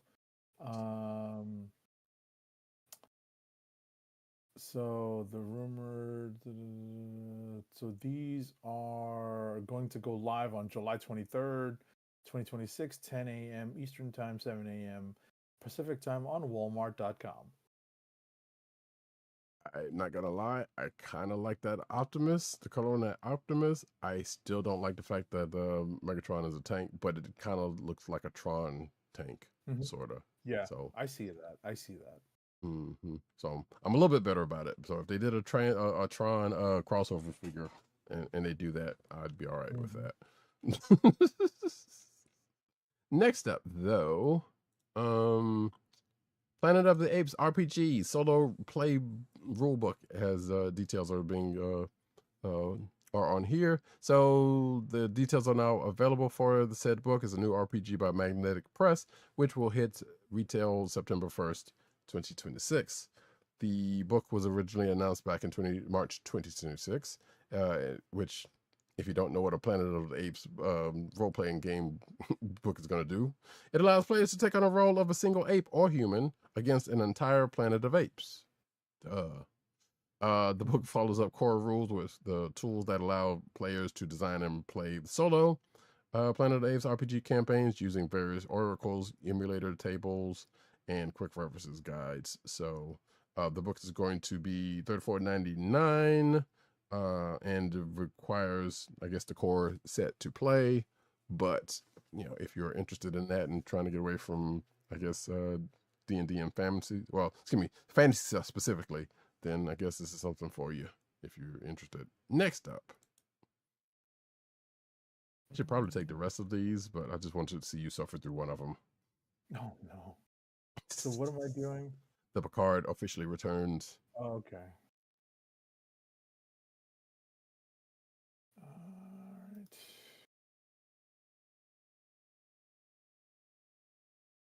Find a good. So Picard officially returns a new Star Trek release set for November 13th. So this is. I need these articles to. All right. So Wizards of the Coast has officially unveiled Magic the Gathering Star Trek. Oh my God. A brand new, it's overpowering hero Kliqs all over again. Right? So it's a brand new Universes Beyond release launching worldwide on November 13th, created in celebration of Star Trek's upcoming 60th anniversary. Listen, if Stranger Things has already been around for 10 years, Star Trek has been around for at least 60, right? Oh, absolutely. And you know what we all say to that? You know what we all say to that? I'm getting too old for this shit. So, the set spans decades of television and movies, bringing together iconic captains, crews, villains, and starships from across the franchise. Leading the release are 4 commander decks, each centered around one of Star Trek's most recognizable factions and characters. There's the Federation fleet led by Captain Jean-Luc Picard, landing party featuring Spock, Klingon Fury centered on Worf, and we are the Borg, commanded by the Borg Queen, no Captain James Tiberius Kirk. Mm-hmm. And not the Agnes version of the Borg Queen, by the way, in case anybody knows that one. This is the movie version. Rest in peace to Alice Creed, because I think she passed away a while back. But yeah. So this set has been known for a while because they do stuff in advance. So people who are in the know about Magic, I guess I can count myself in a little bit as one of them, knew about the set is coming. They'll be talking more about it at MagicCon coming up in Atlanta. But we'll definitely be getting more stuff. I kind of want to go to that MagicCon though also for this. But yeah, there's more to this though, by the way, because Wizards of the Coast announces retailer key dates for, well, that's attached to this one. So yeah, there's dates inside of that. But the next actual story is Wizards of the Coast's gather new starter Trek booster set. The set's going to offer up chase cards, which are going to be autographed by Star Trek captains. So if you're wondering how in the hell will Star Trek align with Magic the Gathering, which is largely a fantasy thing. So this is a part of their universe beyond thing. They've also had another set that was like StarCraft expired and some other. So there is space stuff in Magic the Gathering already. Just like what we're about to get to, what Age of Certain is about to get to in a second. Another franchise that has also had a set from Magic, but it's more Magic. I mean, it's more fantasy leaning, so that one makes sense. But yeah, stuff like the Marvel set that is currently out, and Avatar: Last Airbender, which technically is kind of sort of more fantasy stuff anyway. But Marvel specifically is like, yeah, that's stuff that's usually not in the realm of what Magic does, you know, character wise or whatnot. But that's it. So people seem to really like that set, even though people are grousing about it. People are actually excited for this set, believe it or not, because of Star Wars fans, of course. So they realize that. But yeah, there's a booster set coming. Those, like I said, the autograph cards are going to be in there. So that's almost like finding a full art card, I guess. So I'm sure, and those are going to be in the collector's booster box and not the regular play boosters box, which those are separate boxes of stuff. They'll have some of the same cards in it. It was just that the collector's ones will be the ones with the autographs in it. So there you go. So yeah, so Shatner's going to have his autograph in there. Kate Mulgrew's in there. Those are two that's been revealed. I am going to assume Cisco. I know he's not really. He's been divorced from Star Trek stuff as of late, but I don't know. and probably Pike and whoever else, you know, et cetera, et cetera.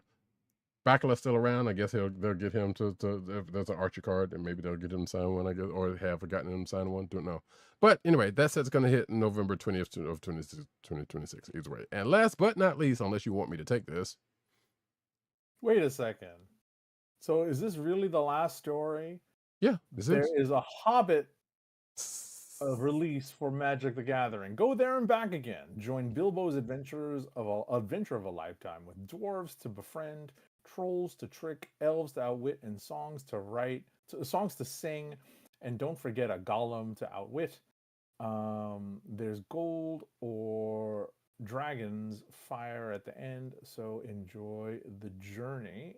This is going to be released August 14th. Man. Mhm. So again, like I said, wallet would be drained if you all are trying to play all of these Magic the Card Game releases. it can be expensive. It definitely can be, but one, you can pay Magic Arena, which is free to play, and you can grind out ways to get cards there, but that's not physical. So, and they stopped putting codes in physical cards to go into Arena. But yeah, if you play paper Magic, and it can very much get expensive, for certain.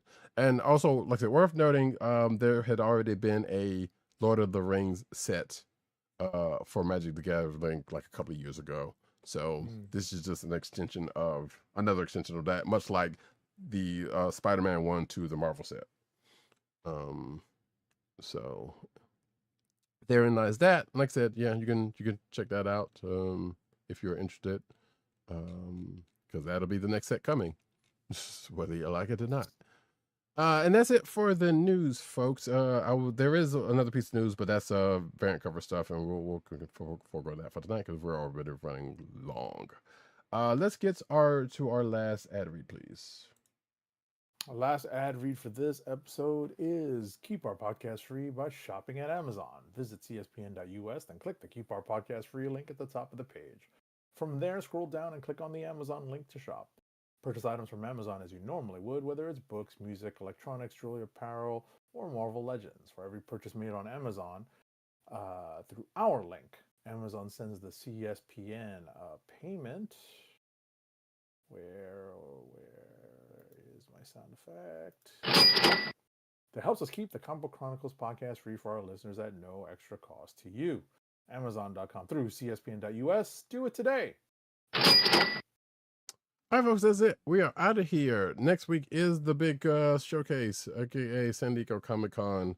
So if you thought that was a lot of news, wait till the next couple of weeks. Right, at least we won't have myself also at San Diego Comic-Con, but we will have our usual report probably from our good friend at MattWang97, if not the week after, next week, right. Or the week after. Right. Probably, yeah, I would imagine the week after, because, right. Since the show's going to be, he'll be at the show. Yeah, right. So it'll probably be the week after. Yeah. So, yeah. So we'll see what happens. That I have a Hasbro Pulse order I have to get ready for, in that respect, because it doesn't seem that I have to bother him to get it this time.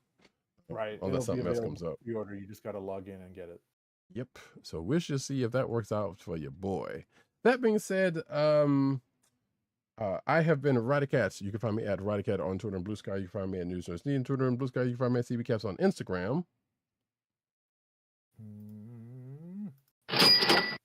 Aiden_70 on Twitter, Instagram, Blue Sky, and Threads. You can find this here podcast on the Coastal Other Podcast Network, that's CSPN.us. Do it today. You can also find this on your podcast perusal place of choice, whether it be Google Play, Apple iTunes, Apple Podcasts, Spotify, or the Coastal Other Podcast Network SoundCloud page. But you can also find us recording every Thursday night, mostly every Thursday night, unless we're going movie protocol, on youtube.com/TheKliqNation and twitch.tv/Comic Book Chronicles. Make sure to click like, subscribe, leave us all the positive 5-star reviews, especially on Apple Podcasts. It helps people find our show. For video, make sure to click like, subscribe, smash that like button, hit that notification button so you know when we are on live. You have my sword. And my bow. And my shield, right? And my axe. And the other reason why this came up because I had sent somebody that clip for a reason earlier today, so it's kind of funny to be coming up twice. Either way, folks, yeah, we're out until next week. We will see you then. This has been the Comic Book Chronicles. Peace. Peace. One. Almost over, y'all. Sugar. I really stand. Lights out.